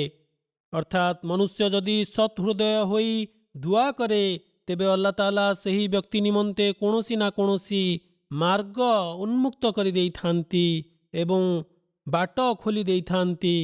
ସେହି ଲୋକମାନେ ଏହି ସ୍ଥାନରେ ଟିକିଏ ଚିନ୍ତା କରି ଦେଖନ୍ତୁ ଯେଉଁମାନେ ଏହା କହନ୍ତି ଯେ ଯେତେବେଳେ ଦୁଆ କରିଦିଆଗଲା ସେତେବେଳେ ମାଧ୍ୟମ ଓ ସାଧନର କୌଣସି ଆବଶ୍ୟକତା ନାହିଁ। ସେହି ଅବୋଧ ବ୍ୟକ୍ତିମାନେ ଏହା ଚିନ୍ତା କରନ୍ତୁ ଯେ ଦୁଆ ସ୍ୱୟଂ ଏକ ଗୁପ୍ତ ହେତୁ, ଅର୍ଥାତ୍ ଯେଉଁ ଉଦ୍ଦେଶ୍ୟ ପାଇଁ ଦୁଆ କରିବାର ପ୍ରୟୋଜନ ରହିଛି ତାହା ମଧ୍ୟ ଏକ ହେତୁ ଏବଂ ତାହା ଅନ୍ୟ ହେତୁକୁ ଉତ୍ପନ୍ନ କରିଥାଏ। ଇୟାକା ନାବୁଦୁ ଓ ଇୟାକା ନସ୍ତାଇନ୍, ଯାହାକି ଏକ ପ୍ରାର୍ଥନାମୂଳକ ବଚନ, ତାହା ଏହି ବିଷୟରେ ବିଶେଷ ରୂପେ ବ୍ୟାଖ୍ୟା କରୁଅଛି। ଅର୍ଥାତ୍ ହେ ଅଲ୍ଲାହ, ଆମ୍ଭେ ତୁମ୍ଭର ହିଁ ଆରାଧନା କରୁଅଛୁ, ଆମ୍ଭେ ତୁମ୍ଭର ହିଁ ଆରାଧନା କରୁଅଛୁ ଓ ତୁମ୍ଭଠାରୁ ହିଁ ସାହାଯ୍ୟ ଲୋଡ଼ୁଅଛୁ, କାରଣ ତୁମ୍ଭର ସାହାଯ୍ୟ ଓ ସହଯୋଗ ଦ୍ୱାରା ହିଁ ଆମର ଉଦ୍ଦେଶ୍ୟ ସାଧିତ କରିପାରିବ। ଅତଏବ ଆମେମାନେ ଏହା ଅବଲୋକନ କରୁ ଆଲ୍ଲାହ ତାଆଲାଙ୍କର ପରମ୍ପରା ମନୁଷ୍ୟ ପାଇଁ ସାଧନ ଉତ୍ପନ୍ନ କରିଦିଅନ୍ତି। ଦେଖ, ଆଲ୍ଲାହ ତାଆଲା ଶୋଷ ମେଣ୍ଟାଇବା ପାଇଁ ଜଳ ଓ ଭୋକ ନିବାରଣ କରିବା ପାଇଁ ଖାଦ୍ୟ ଉପଲବ୍ଧ କରିଦେଇଥାନ୍ତି। ମନୁଷ୍ୟ ପାଇଁ କୌଣସି ନା କୌଣସି ସାଧନ ଓ ମାଧ୍ୟମ ସୃଷ୍ଟି କରିଦେଇଥାନ୍ତି, କିନ୍ତୁ ବିନା କୌଣସି ପରିଶ୍ରମରେ ମନୁଷ୍ୟର ଭୋକ ଓ ଶୋଷ ନିବାରଣ ହୋଇନଥାଏ କିମ୍ବା ଆକାଶରୁ ହଠାତ୍ ଖାଦ୍ୟ ଉପଲବ୍ଧ ହୋଇଗଲା ତାହା ନୁହେଁ, ବରଂ ଏଥିପାଇଁ ଆଲ୍ଲାହ ତାଆଲା ସାଧନ ଓ ମାଧ୍ୟମ ଉତ୍ପନ୍ନ କରନ୍ତି। ଯେଉଁ ମାଧ୍ୟମ ଓ ସାଧନକୁ ମନୁଷ୍ୟ ବିନିଯୋଗ କରିବା ଦ୍ୱାରା ମନୁଷ୍ୟକୁ ଜଳପ୍ରାପ୍ତ ହୁଏ ଓ ଖାଦ୍ୟ ମଧ୍ୟ ଉପଲବ୍ଧ ହୁଏ। ଅତଏବ ଏହି ସାଧନ ଓ ମାଧ୍ୟମର ପରମ୍ପରା ଅହରହ ଅବ୍ୟାହତ ରହିଛି। ସାଧନ ଓ ମାଧ୍ୟମ ମଧ୍ୟ ଉତ୍ପନ୍ନ ଅବଶ୍ୟ ହୋଇଥାଏ, କାରଣ ୱକାନ ଆଲ୍ଲାହୁ ଅଜିଜନ୍ ହକୀମା, ଅର୍ଥାତ୍ ଆଲ୍ଲାହ ତାଆଲାଙ୍କ ଏହି ଦୁଇ ଗୋଟି ନାମ ରହିଛି, ଅଜିଜ ଓ ହକିମ। ଅଜିଜ ହେଉଛି ପ୍ରତ୍ୟେକ କାମ କରିବାକୁ ବୁଝାଇଥାଏ ଓ ହକିମ କହିଲେ କୌଣସି କାର୍ଯ୍ୟକୁ ପରିସ୍ଥିତି ଅନୁଯାୟୀ ବୁଝି ବିଚାରି ଉପଯୁକ୍ତ ରୂପେ ସମ୍ପନ୍ନ କରିବା ଅଟେ। ଦେଖ, ବନସ୍ପତି ଏବଂ ଜଡ଼ରେ ନାନା ପ୍ରକାର ଗୁଣମାନ ରହିଛି। ତରବୁଜକୁ ଦେଖ ଯେ ସେ ଗୋଟିଏ 2 ତୋଲା ପ୍ରୟୋଗରେ ହିଁ ମଣିଷର କୋଷ୍ଠକାଠିନ୍ୟ ଦୂର ହୋଇଥାଏ। ସେହିପରି ଚିକନଗୁନିଆ ଆଲ୍ଲାହ ତାଆଲା ଉକ୍ତ କଥା ଉପରେ ସମର୍ଥନ ସମର୍ଥ ଯେ ଖାଲିଟାରେ ଝାଡ଼ା ଆସିବା କିମ୍ବା ଜଳ ବ୍ୟତିରେକେ ଶୋଷ ମେଣ୍ଟିଯିବା ତାହା ନୁହେଁ, ବରଂ ଆଲ୍ଲାହ ତାଆଲା ବୈଚିତ୍ର୍ୟମୟ ଗୁଣ ବିଷୟରେ ଜାଣିବା ମଧ୍ୟ ଆବଶ୍ୟକ। ଯେଉଁ ବସ୍ତୁ ଆଲ୍ଲାହ ତାଆଲା ସୃଷ୍ଟି କରିଛନ୍ତି ତାହା ତାଙ୍କର ବୈଚିତ୍ର୍ୟମୟତାର ପରିଚୟ। ସେହି ଗୁଣ ପ୍ରସଙ୍ଗରେ ଅବହିତ ହେବା ମଧ୍ୟ ନିତ୍ୟାନ୍ତ ଆବଶ୍ୟକ, କାରଣ ଯେଉଁଭଳି ବୈଚିତ୍ର୍ୟମୟ ପ୍ରକୃତି ସମ୍ପର୍କରେ ଅବହିତ ହୋଇ ଜ୍ଞାନର ପ୍ରସାର ହେବ, ସେହିପରି ମନୁଷ୍ୟ ଆଲ୍ଲାହ ତାଆଲାଙ୍କ ଗୁଣ ସମ୍ପର୍କରେ ମନୋନିବେଶ କରି ଆଲ୍ଲାହ ତାଆଲାଙ୍କ ସାମୀପ୍ୟତା ଓ ସାନ୍ନିଧ୍ୟତା ଲାଭ କରିବାକୁ ସକ୍ଷମ ହୋଇପାରିବ। ଚିକିତ୍ସା ଶାସ୍ତ୍ରର ଭୟାବହତା ଊର୍ଦ୍ଧ୍ୱ ହଜାର ବିଶେଷତା ଜଣାପଡ଼େ। ଯଦି ଜଣେ ଚକ୍ଷୁଷ୍ମାନ ବ୍ୟକ୍ତି ଓ ଜଣେ ଈଶ୍ୱର ଭକ୍ତ ବୈଜ୍ଞାନିକ ତା ଦ୍ୱାରା ଉଦ୍ଭାବିତ ପ୍ରତ୍ୟେକ ବସ୍ତୁକୁ ଆଧ୍ୟାତ୍ମିକ ଚକ୍ଷୁରୁ ଦେଖେ ଓ ଚିନ୍ତା କରେ, ତେବେ ଆଲ୍ଲାହ ତାଆଲାଙ୍କ ଦ୍ୱାରା ସୃଷ୍ଟ ବସ୍ତୁ ଯାହାକି ଆଲ୍ଲାହ ତାଆଲାଙ୍କ ଅସ୍ତିତ୍ୱ ସମ୍ପର୍କରେ ପ୍ରମାଣ ପ୍ରାପ୍ତ କରିବାର ସହାୟକ ହୋଇଥାଏ, ଏହାଦ୍ୱାରା ତାହାର ବିଶ୍ୱାସରେ ମଧ୍ୟ ଅଭିବୃଦ୍ଧି ଘଟିଥାଏ। କିନ୍ତୁ ନାସ୍ତିକବାଦୀ ବ୍ୟକ୍ତି ଏହାକୁ ସଂଯୋଗ ବୋଲି ମଣିଥାଏ ଓ ଆଖ୍ୟା ଦେଇଥାଏ।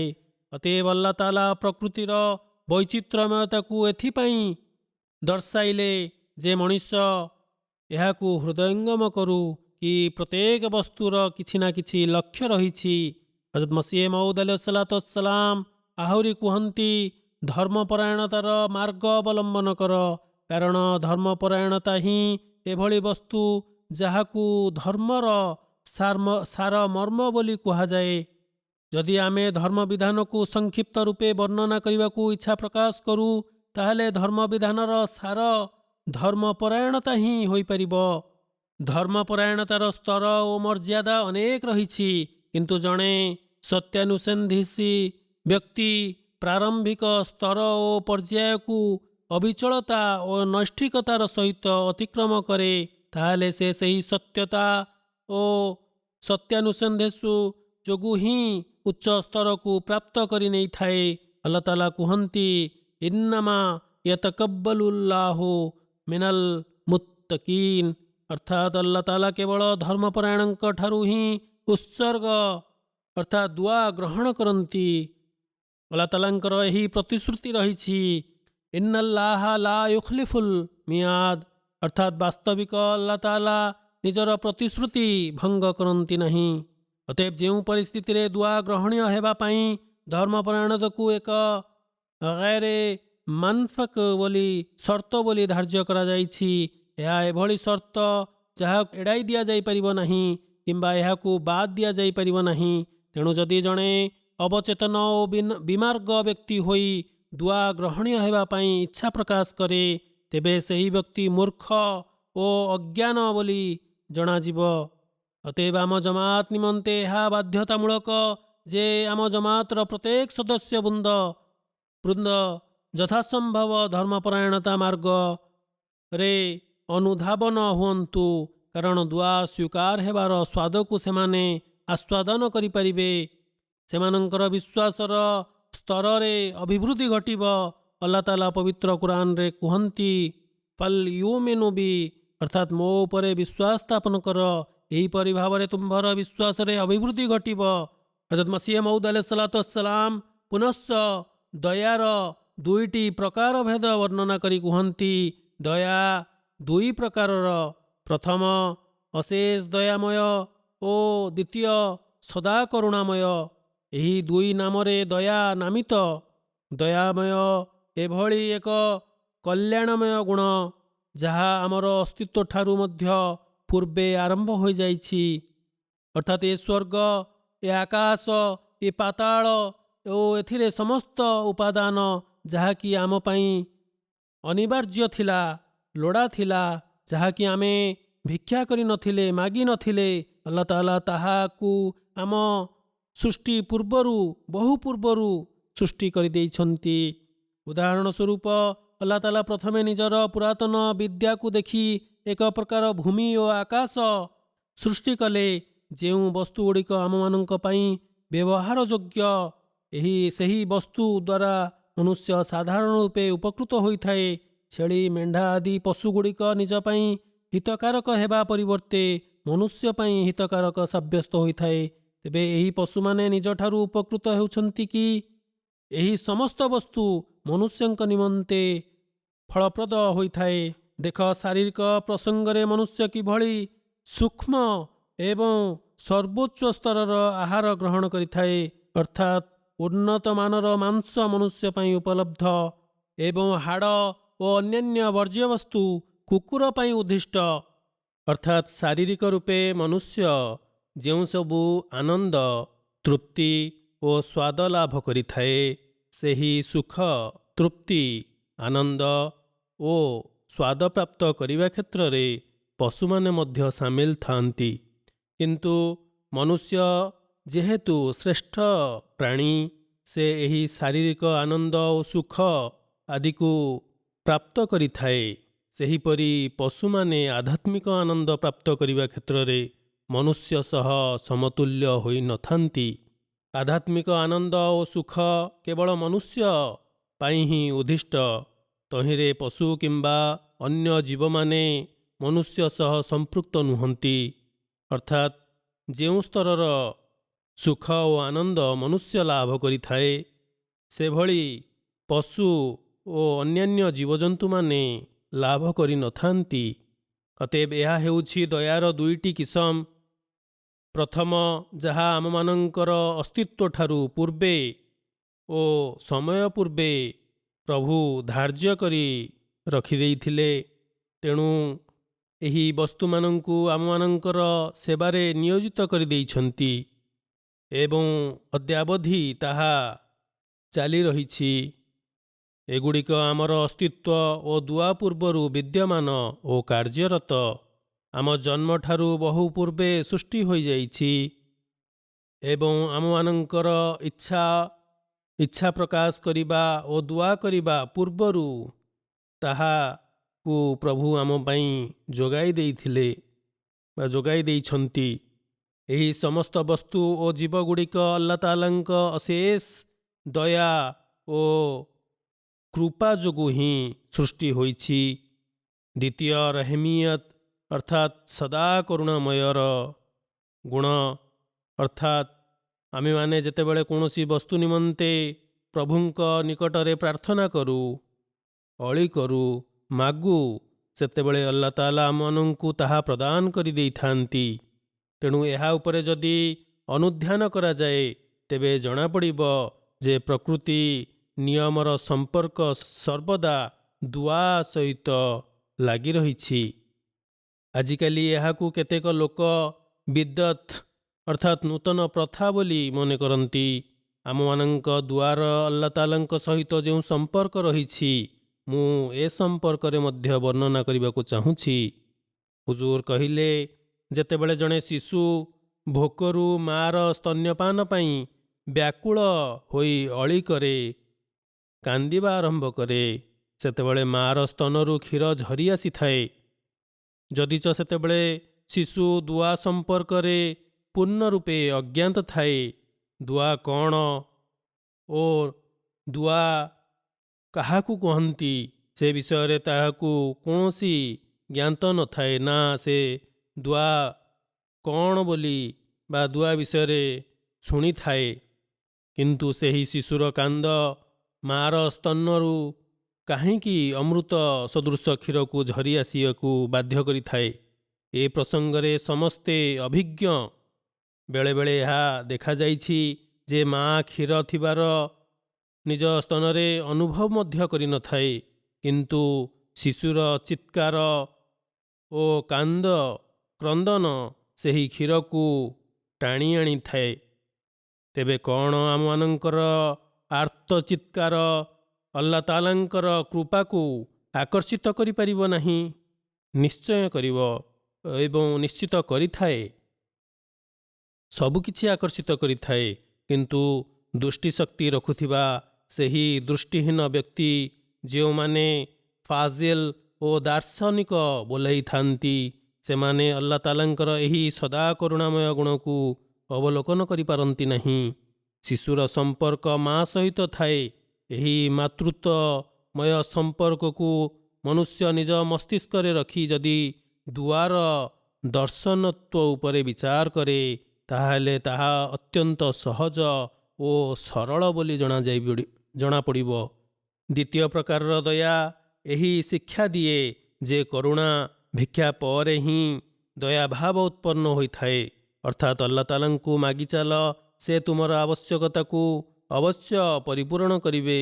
ଆଲ୍ଲାହ ତାଆଲା ପବିତ୍ର କୁରାନ କରୀମରେ କୁହନ୍ତି, ଉଦୁଉନି ଆସ୍ତାଜିବ୍ ଲକୁମ୍, ଅର୍ଥାତ୍ ତୁମେ ମୋତେ ମାଗ, ମୁଁ ତୁମକୁ ପ୍ରଦାନ କରିବି। ଏହା କୌଣସି ଶାବ୍ଦିକ ପ୍ରତିଶ୍ରୁତି ନୁହେଁ, ବରଂ ଏହା ମାନବିକ ସ୍ୱଭାବ ସୁଲଭର ଏକ ଅଭିନ୍ନ ଅଙ୍ଗ। ସୁତରାଂ ଉକ୍ତ କଥାର ଅର୍ଥାତ୍ ଭକ୍ତର ମାଗିବାର ପ୍ରୟୋଜନୀୟତା ଏବଂ ଆଲ୍ଲାହ ତାଆଲାଙ୍କର ଗ୍ରହଣ କରିବାର ପ୍ରାସଙ୍ଗିକତାକୁ ପ୍ରତିପାଦନ କରି ମସିହ ମଉଦ୍ ଆଲୈହିସ୍ସଲାମ କୁହନ୍ତି, ମାଗିବା ହେଉଛି ମନୁଷ୍ୟର ପ୍ରକୃତି ଏବଂ ଗ୍ରହଣ କରିବା ପ୍ରଭୁଙ୍କର ବିଶେଷତା। ଅତଏବ ଯେଉଁ ବ୍ୟକ୍ତି ତତ୍ସମ୍ପର୍କରେ ନ ବୁଝେ ଓ ଏହାକୁ ସ୍ୱୀକାର ନ କରେ, ତେବେ ସେହି ବ୍ୟକ୍ତି ମିଥ୍ୟାବାଦୀ। ଉପରୋକ୍ତ ଉଦାହରଣ ଅର୍ଥାତ୍ ଶିଶୁ ଓ ମା'ର ଯେଉଁ ଉଦାହରଣ ପୂର୍ବରେ ମୁଁ ବର୍ଣ୍ଣନା କରି ଆସିଲି, ତହିଁରେ କେଉଁଭଳି ଭାବରେ ଦୁଆର ଦର୍ଶନତ୍ୱକୁ ଅତ୍ୟନ୍ତ ଚମତ୍କୃତ ଭାବରେ ସମାଧାନ କରି ଦିଆଯାଇଛି। ଅତଏବ ଅଶେଷ ଦୟାବାନ ଓ ସଦା କରୁଣାମୟ ଦୁଇ ନୁହଁ, ଏକ ଅଟନ୍ତି। ତେଣୁ ଯେଉଁ ବ୍ୟକ୍ତି ଗୋଟିଏକୁ ପରିତ୍ୟାଗ କରି ଅନ୍ୟଟିକୁ ଆଶା କରେ, ତେବେ ତାହାକୁ ଆଲ୍ଲାହ ତାଆଲାଙ୍କର ଏହି ବିଶେଷ ଗୁଣାବଳୀରୁ କୌଣସି ଲାଭ ପ୍ରାପ୍ତ ହୋଇପାରିନଥାଏ।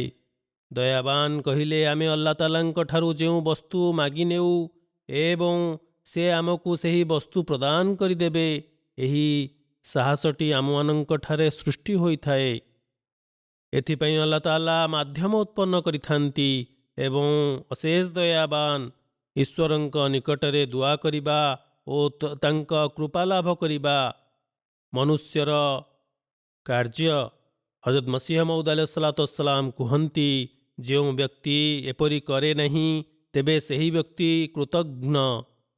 ଇୟାକା ନାବୁଦୁ ଓ ଇୟାକା ନସ୍ତାଈନ୍‌ର ଏହା ହିଁ ଯଥାର୍ଥ ଯେ, ହେ ପ୍ରଭୁ, ଆମେମାନେ ତୁମ୍ଭର ହିଁ ଉପାସନା କରୁଅଛୁ ଏବଂ ତୁମ୍ଭଠାରୁ ହିଁ ସାହାଯ୍ୟ ଭିକ୍ଷା କରୁଅଛୁ।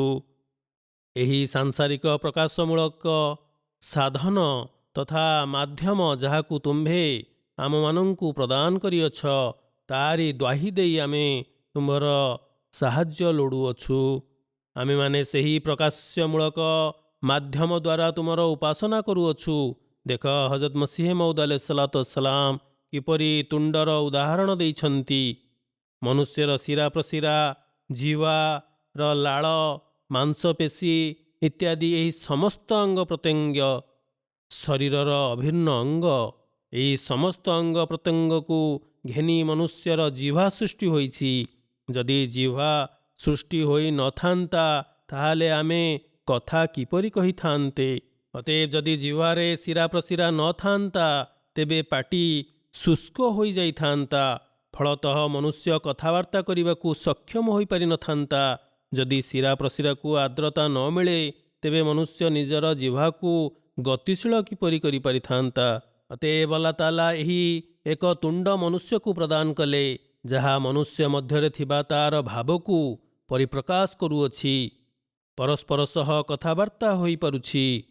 ପୁନଶ୍ଚ ଚିନ୍ତାଧାରାକୁ ପରିପ୍ରକାଶ କରିବା ପାଇଁ ଆଲ୍ଲାହ ତାଆଲା ଆମମାନଙ୍କୁ ବାକ୍ଶକ୍ତି ଓ ଭାଷା ଶିକ୍ଷା ଦେଇଛନ୍ତି।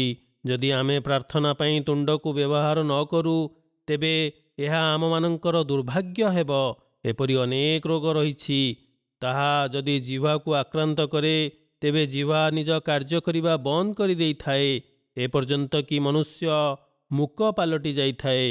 ଅତଏବ ଆଲ୍ଲାହ ତାଆଲାଙ୍କର ଏହି ଦୟାମୟ ଗୁଣ ଆମକୁ ତୁଣ୍ଡ ଓ ଜିହ୍ୱା ପ୍ରଦାନ କରିଛନ୍ତି, ଅଥଚ ଆମେମାନେ ଏହାକୁ ଦୁଆ କରିବାରେ ବିନିଯୋଗ କରୁନାହେଁ। ସେହିପରି କର୍ଣ୍ଣର ଗଠନ ମଧ୍ୟ ଆଲ୍ଲାହ ତାଆଲାଙ୍କର ରେହମାନିୟତ ଅର୍ଥାତ୍ ଅଶେଷ ଦୟାମୟ ଗୁଣ ଯୋଗୁଁ ଜାଜୁଲ୍ୟମାନ। ଏଠାରେ ବୋଧହୁଏ ମୋ ବିଚାରରେ ଆଲ୍ଲାହ ତାଆଲା ରେହମାନିୟତକୁ ପ୍ରତିପାଦିତ କରିବାକୁ ଯାଇ ମନୁଷ୍ୟକୁ ଜିହ୍ୱା ପ୍ରଦାନ କରିଛନ୍ତି ଏବଂ ଏହାର ପ୍ରୟୋଗର ଶୈଳୀ ସମ୍ପର୍କରେ ମଧ୍ୟ ଆମମାନଙ୍କୁ ଶିକ୍ଷା ଦେଇଛନ୍ତି। ଏହି ଯେଉଁ ପ୍ରୟୋଗ ଶୈଳୀକୁ ଆମେମାନେ ବ୍ୟବହାର କରୁଛେ ତାହା ମଧ୍ୟ ଆଲ୍ଲାହ ତାଆଲାଙ୍କ ରହମାନିୟତ। ସେହିପରି କର୍ଣ୍ଣ ଗଠନ ଶୈଳୀରେ ଯଦି ସାମାନ୍ୟ ତ୍ରୁଟି ବିଚ୍ୟୁତ ରହିଥାନ୍ତା ତେବେ ମନୁଷ୍ୟ କାନକୁ କିଛି ହେଲେ ଶୁଭି ନଥାନ୍ତା। ସେହିପରି ହୃଦୟର ଅବସ୍ଥା ରହିଛି। ଆଲ୍ଲାହ ତାଆଲା ତହିଁରେ ବିନମ୍ରତା ଓ ବିନୟ ଭାବର ଅବସ୍ଥା ରଖିଛନ୍ତି ଏବଂ ଚିନ୍ତା ଚେତନାର ଶକ୍ତି ମଧ୍ୟ ଭରି ଦେଇଛନ୍ତି। ଯଦି ମନୁଷ୍ୟ ରୋଗାକ୍ରାନ୍ତ ହୁଏ ସେତେବେଳେ ତା'ର ବୁଦ୍ଧି ବିଚାର ଚିନ୍ତା ଚେତନା ସବୁ ନଷ୍ଟ ହୋଇଯାଇଥାଏ। ପାଗଳମାନଙ୍କୁ ଦେଖ, ସେମାନଙ୍କର ଶକ୍ତି କିପରି ନଷ୍ଟ ହୋଇଯାଇଛି। ଅତଏବ ଆମମାନଙ୍କର ପକ୍ଷରେ କ'ଣ ଏହା ଉଚିତ ହେବ ନାହିଁ ଯେ ଆମେମାନେ ଈଶ୍ୱର ଦତ୍ତ ଏହି ପୁରସ୍କାର ଓ ଅବଦାନ ଗୁଡ଼ିକୁ ଗୁରୁତ୍ୱ ପ୍ରଦାନ କରି ସେ ସବୁ କିଛି ଉପରେ ଧ୍ୟାନ ଯୋଗ କରିବା। ଏହି ସବୁ ଶକ୍ତି ଓ ସାମର୍ଥ୍ୟ ଯାହା ଆଲ୍ଲାହ ତାଆଲା ଆମକୁ ପ୍ରଦାନ କରିଛନ୍ତି, ଯଦି ଆମେ ଏହାକୁ ପରିତ୍ୟକ୍ତ ଓ ଅବହେଳିତ କରିଦେଉ ତେବେ ନିଃସନ୍ଦେହ ରୂପେ ଆମେମାନେ ଅକୃତଜ୍ଞ ବିବେଚିତ ହେବା। ସୁତରାଂ ମନେରଖ, ଯଦି ତୁମେ ନିଜର ଶକ୍ତି ସାମର୍ଥ୍ୟକୁ ପରିତ୍ୟାଗ କରିଦେଇ ଦୁଆ କରୁଛ ତେବେ ଦୁଆର କୌଣସି ଉପାଦେୟ ହୋଇପାରିବ ନାହିଁ। ଅତଏବ ଦୁଆ ସେ ପର୍ଯ୍ୟନ୍ତ ଫଳପ୍ରଦ ହୋଇନଥାଏ ଯେପର୍ଯ୍ୟନ୍ତ ଆମେମାନେ ଆଲ୍ଲାହ ତାଆଲାଙ୍କ ପୂର୍ବ ପ୍ରଦତ୍ତ ଅଙ୍ଗ ପ୍ରତ୍ୟଙ୍ଗକୁ ବିନିଯୋଗ ନ କରୁ। ଅତଏବ ଅନ୍ୟ ଅଙ୍ଗ ପ୍ରତ୍ୟଙ୍ଗକୁ କିପରି ନିଜ ପାଇଁ ଉପାଦେୟ ଓ ଉପଯୋଗୀ କରିପାରିବା ସେଥିପ୍ରତି ଆମକୁ ଧ୍ୟାନ ଦେବା ଉଚିତ। ଉପରୋକ୍ତ ଉଦାହରଣ ଦେଇ ହଜରତ ମସିହ ମଉଦ ଆଲୈହିସ୍ସଲାମ ଏହା ସ୍ପଷ୍ଟ କରିଦେଲେ ଯେ ଆଲ୍ଲାହ ତାଆଲାଙ୍କ ଦ୍ୱାରା ପ୍ରଦତ୍ତ ପୁରସ୍କାରକୁ ଆମେମାନେ ଗୁରୁତ୍ୱ ଦେବା ଉଚିତ। ଏହାକୁ ବିନିଯୋଗ କରିବା ଆମମାନଙ୍କର ସର୍ବଦା କର୍ତ୍ତବ୍ୟ। ଏହି ସମସ୍ତ ଅଙ୍ଗ ପ୍ରତ୍ୟଙ୍ଗର ସଠିକ୍ ବ୍ୟବହାର ପାଇଁ ଆଲ୍ଲାହ ତାଆଲାଙ୍କ ସାହାଯ୍ୟ ଭିକ୍ଷା କର। ଯଦି ଆମେମାନେ ଏହିପରି କରିବା ତାହେଲେ ଯାଇ ଜଣେ ଉପାସକ ପ୍ରକୃତ ଉପାସନାର ଅଧିକାରକୁ ସମ୍ପାଦିତ ତଥା ଚରିତାର୍ଥ କରିପାରିବ। ଆଲ୍ଲାହ ତାଆଲାଙ୍କ ଦ୍ୱାରା ପ୍ରଦତ୍ତ ପୁରସ୍କାର ପ୍ରତି କୃତଜ୍ଞତା ଜ୍ଞାପନ କରିପାରିବ ଏବଂ ଆଲ୍ଲାହ ତାଆଲାଙ୍କର କୃପାର ଅଧିକାରୀ ହୋଇପାରିବ। ରେହମାନିୟତ ଦ୍ୱାରା ପ୍ରଦାନ ହୋଇଥିବା ବସ୍ତୁ ରହିମିୟତରୁ ଅଂଶ ପ୍ରାପ୍ତ କରିଥାଏ।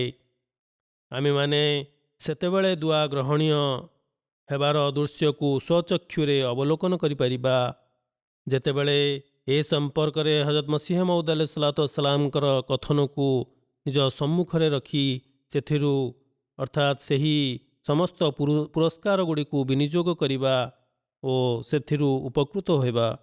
ଏ ସମ୍ପର୍କରେ ହଜରତ ମସିହ ମଉଦ ଆଲୈହିସ୍ସଲାମ ଅଧିକ ଚର୍ଚ୍ଚା କରି କୁହନ୍ତି, ଇୟାକା ନାବୁଦୁ ସୂଚାଉଛି ଯେ ହେ ବ୍ରହ୍ମାଣ୍ଡର ସୃଷ୍ଟିକର୍ତ୍ତା ଓ ପାଳନକର୍ତ୍ତା, ତୁମର ପୂର୍ବ ପ୍ରଦାନକୁ ମଧ୍ୟ ଆମେମାନେ ନଷ୍ଟ ଓ ବ୍ୟର୍ଥ କଲୁ ନାହିଁ। ଇହଦିନା ସିରାତଲ ମୁସ୍ତକିମ, ଆମମାନଙ୍କୁ ସଳଖ ଓ ସରଳ ମାର୍ଗରେ ପରିଚାଳିତ କରାଅ। ମନୁଷ୍ୟ ଆଲ୍ଲାହ ତାଆଲାଙ୍କ ଠାରୁ ପ୍ରକୃତ ଚାତୁର୍ଯ୍ୟତାର ଚକ୍ଷୁ ଭିକ୍ଷା କରୁ।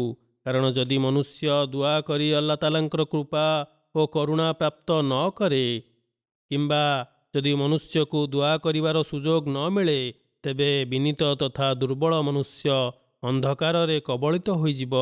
ସେ କୌଣସି ଫଳାଫଳରେ ଉପନୀତ ହୋଇପାରିବ ନାହିଁ।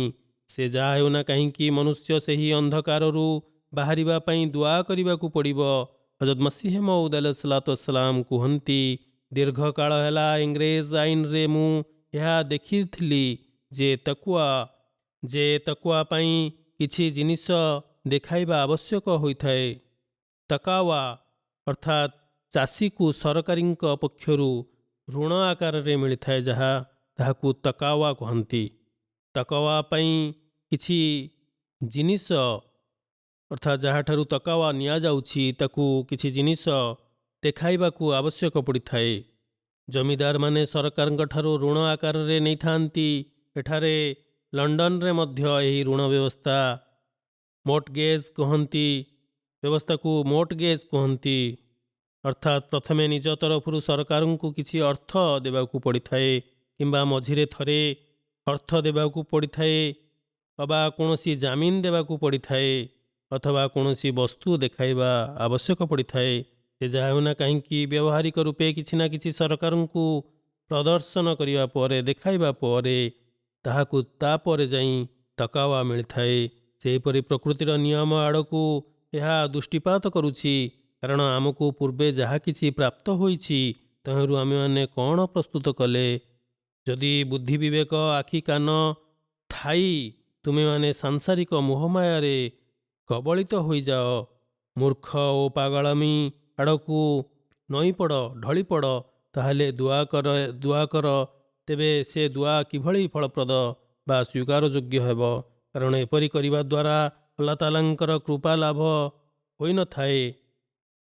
ଅର୍ଥାତ୍ ଆଲ୍ଲାହ ତାଆଲା ଯେଉଁ ପୁରସ୍କାର ମନୁଷ୍ୟକୁ ପ୍ରଦାନ କରିଛନ୍ତି ସେହି ସମସ୍ତ ବସ୍ତୁ ଯଦି ମନୁଷ୍ୟକୁ ପ୍ରାପ୍ତ ହୁଏ ତେବେ ମନୁଷ୍ୟ ସେହି ବସ୍ତୁରୁ ଉପଭୋଗ କରି ତାରି ମୋହମାୟାରେ ଭାସି ନ ଯାଇ ଯଦି ଦୁଆ କରେ ତେବେ ସେ ଆଲ୍ଲାହ ତାଆଲାଙ୍କ ଅନୁଗ୍ରହତା ଓ ସାନ୍ନିଧ୍ୟତା ଓ କୃପାର ଅଧିକାରୀ ହୋଇପାରିବ। ଏତଦ୍ ବ୍ୟତିରେକେ ହୋଇପାରିବ ନାହିଁ। କିନ୍ତୁ ବାସ୍ତବରେ ଯଦି ମନୁଷ୍ୟ ଏହି ସମସ୍ତ ସାଂସାରିକ ବସ୍ତୁ ଓ ମୋହମାୟାରେ କବଳିତ ହୋଇଯାଏ ତେବେ ଆଲ୍ଲାହ ତାଆଲାଙ୍କ କୃପା କିଭଳି ଲାଭ କରିପାରିବ? ଏହା ତ ତାହାର ଦୁର୍ଭାଗ୍ୟର ଲକ୍ଷଣ ସାବ୍ୟସ୍ତ ହେବ। ଯଦି ନେମତ ଅର୍ଥାତ୍ ପୁରସ୍କାରର ସଠିକ୍ ସଦୁପଯୋଗ ନ ହୁଏ ତେବେ ଦୁଆର କୌଣସି ଲାଭ ମିଳିନଥାଏ। ବରଂ ମନୁଷ୍ୟ ଭାଗ୍ୟରେ ସର୍ବଦା ବଞ୍ଚିତ ରହିବା ଓ ହତଭାଗ୍ୟତା ଯୋଡ଼ି ହୋଇ ରହିଯାଇଥାଏ। ଅତଏବ ଆମମାନଙ୍କୁ ଏହା ଉପରେ ଗଭୀର ଚିନ୍ତନ କରିବା ଓ ଉଦ୍ୟମ କରିବା ଉଚିତ। ପ୍ରକୃତିର ନିୟମରେ ଦୁଆ ଗ୍ରହଣୀୟ ହେବାର ନଜିର ଅର୍ଥାତ୍ ଦୃଷ୍ଟାନ୍ତ ମଧ୍ୟ ମହଜୁଦ ରହିଛି। ଆଲ୍ଲାହ ତାଆଲା ପ୍ରତ୍ୟେକ ଯୁଗରେ ଜୀବନ୍ତ ଉଦାହରଣ ମଧ୍ୟ ପ୍ରେରଣ କରିଥାନ୍ତି। ଇହଦିନା ସିରାତଲ ମୁସ୍ତକିମ ସିରାତଲ ଲଜୀନା ଅନଅମତ ଆଲୈହିମ୍ ଦୁଆ କରିବାକୁ ଆଲ୍ଲାହ ତାଆଲା ଆମକୁ ଶିକ୍ଷା ପ୍ରଦାନ କରିଛନ୍ତି, ଶିକ୍ଷା ଦେଇଛନ୍ତି। ଏହା ହେଉଛି ଆଲ୍ଲାହ ତାଆଲାଙ୍କର ଅଭିପ୍ରେୟ ଓ ନିୟମ। ଏହି ନିୟମକୁ କେହି ବି ପରିବର୍ତ୍ତନ କରିପାରିବେ ନାହିଁ। ଇହଦିନା ସିରାତଲ ମୁସ୍ତକିମର ଦୁଆରୁ ଏହି ଶିକ୍ଷା ମିଳେ ଯେ ହେ ପ୍ରଭୁ, ତୁମ୍ଭେ ଆମମାନଙ୍କର କର୍ମକୁ ଆହୁରି ସ୍ୱଚ୍ଛ ଓ ସମୁନ୍ନତ କର। ଏହି ଶବ୍ଦ ଉପରେ ବିଚାର କରିବା ଦ୍ୱାରା ଏହା ଜ୍ଞାତ ହୁଏ ଯେ ପ୍ରକାଶ୍ୟ ରୂପେ କହିବାକୁ ଗଲେ ଧର୍ମବିଧାନର ଇଙ୍ଗିତ କ୍ରମେ ଦୁଆ କରିବାକୁ ଆଦେଶ ଦିଆଯାଇଛି। କିନ୍ତୁ ଏହି ଆୟାତ ପୂର୍ବରୁ ଆଲ୍ଲାହ ତାଆଲା ଇୟାକା ନାବୁଦୁ ଓ ଇୟାକା ନସ୍ତାଇନ୍ ସମ୍ପର୍କରେ କହିଛନ୍ତି ଆମେମାନେ ତହିଁରୁ ଉପକୃତ ହେବା ଉଚିତ। ସିରାତଲ ମୁସ୍ତକିମର ଲକ୍ଷ୍ୟ ପାଇଁ ସଂରକ୍ଷିତ ଶକ୍ତିକୁ ବିନିଯୋଗ କରି ଈଶ୍ୱରଙ୍କ ସାହାଯ୍ୟ ଭିକ୍ଷା କରିବା ଉଚିତ। ଇୟାକା ନାବୁଦୁ ଓ ଇୟାକା ନସ୍ତାଇନ୍ ଆମକୁ ଏହା ଶିକ୍ଷା ଦେଉଅଛି ଯେ ସିରାତଲ ମୁସ୍ତକିମକୁ ପ୍ରାପ୍ତ କରିବାର ଅଛି ତାହେଲେ ଆଲ୍ଲାହ ତାଆଲା ତୁମମାନଙ୍କୁ ଯେଉଁ ଶକ୍ତି ଓ ସାମର୍ଥ୍ୟ ପ୍ରଦାନ କରିଛନ୍ତି ତାହାକୁ ବିନିଯୋଗ କର ଓ ଆଲ୍ଲାହ ତାଆଲାଙ୍କ ସାହାଯ୍ୟ ଭିକ୍ଷା କର। ଅତଏବ ପ୍ରକାଶ୍ୟମୂଳକ ସାଧନଗୁଡ଼ିକର ଆବଶ୍ୟକତା ମଧ୍ୟ ଅତ୍ୟନ୍ତ ଜରୁରୀ। ଯେଉଁ ବ୍ୟକ୍ତି ଏହାକୁ ପରିତ୍ୟାଗ କରେ ସେ ଅକୃତଜ୍ଞ। ପୁଣ୍ୟ କରିବା ପାଇଁ ଆଲ୍ଲାହ ତାଆଲାଙ୍କର ସାହାଯ୍ୟ ଭିକ୍ଷା କରିବା ଉଚିତ।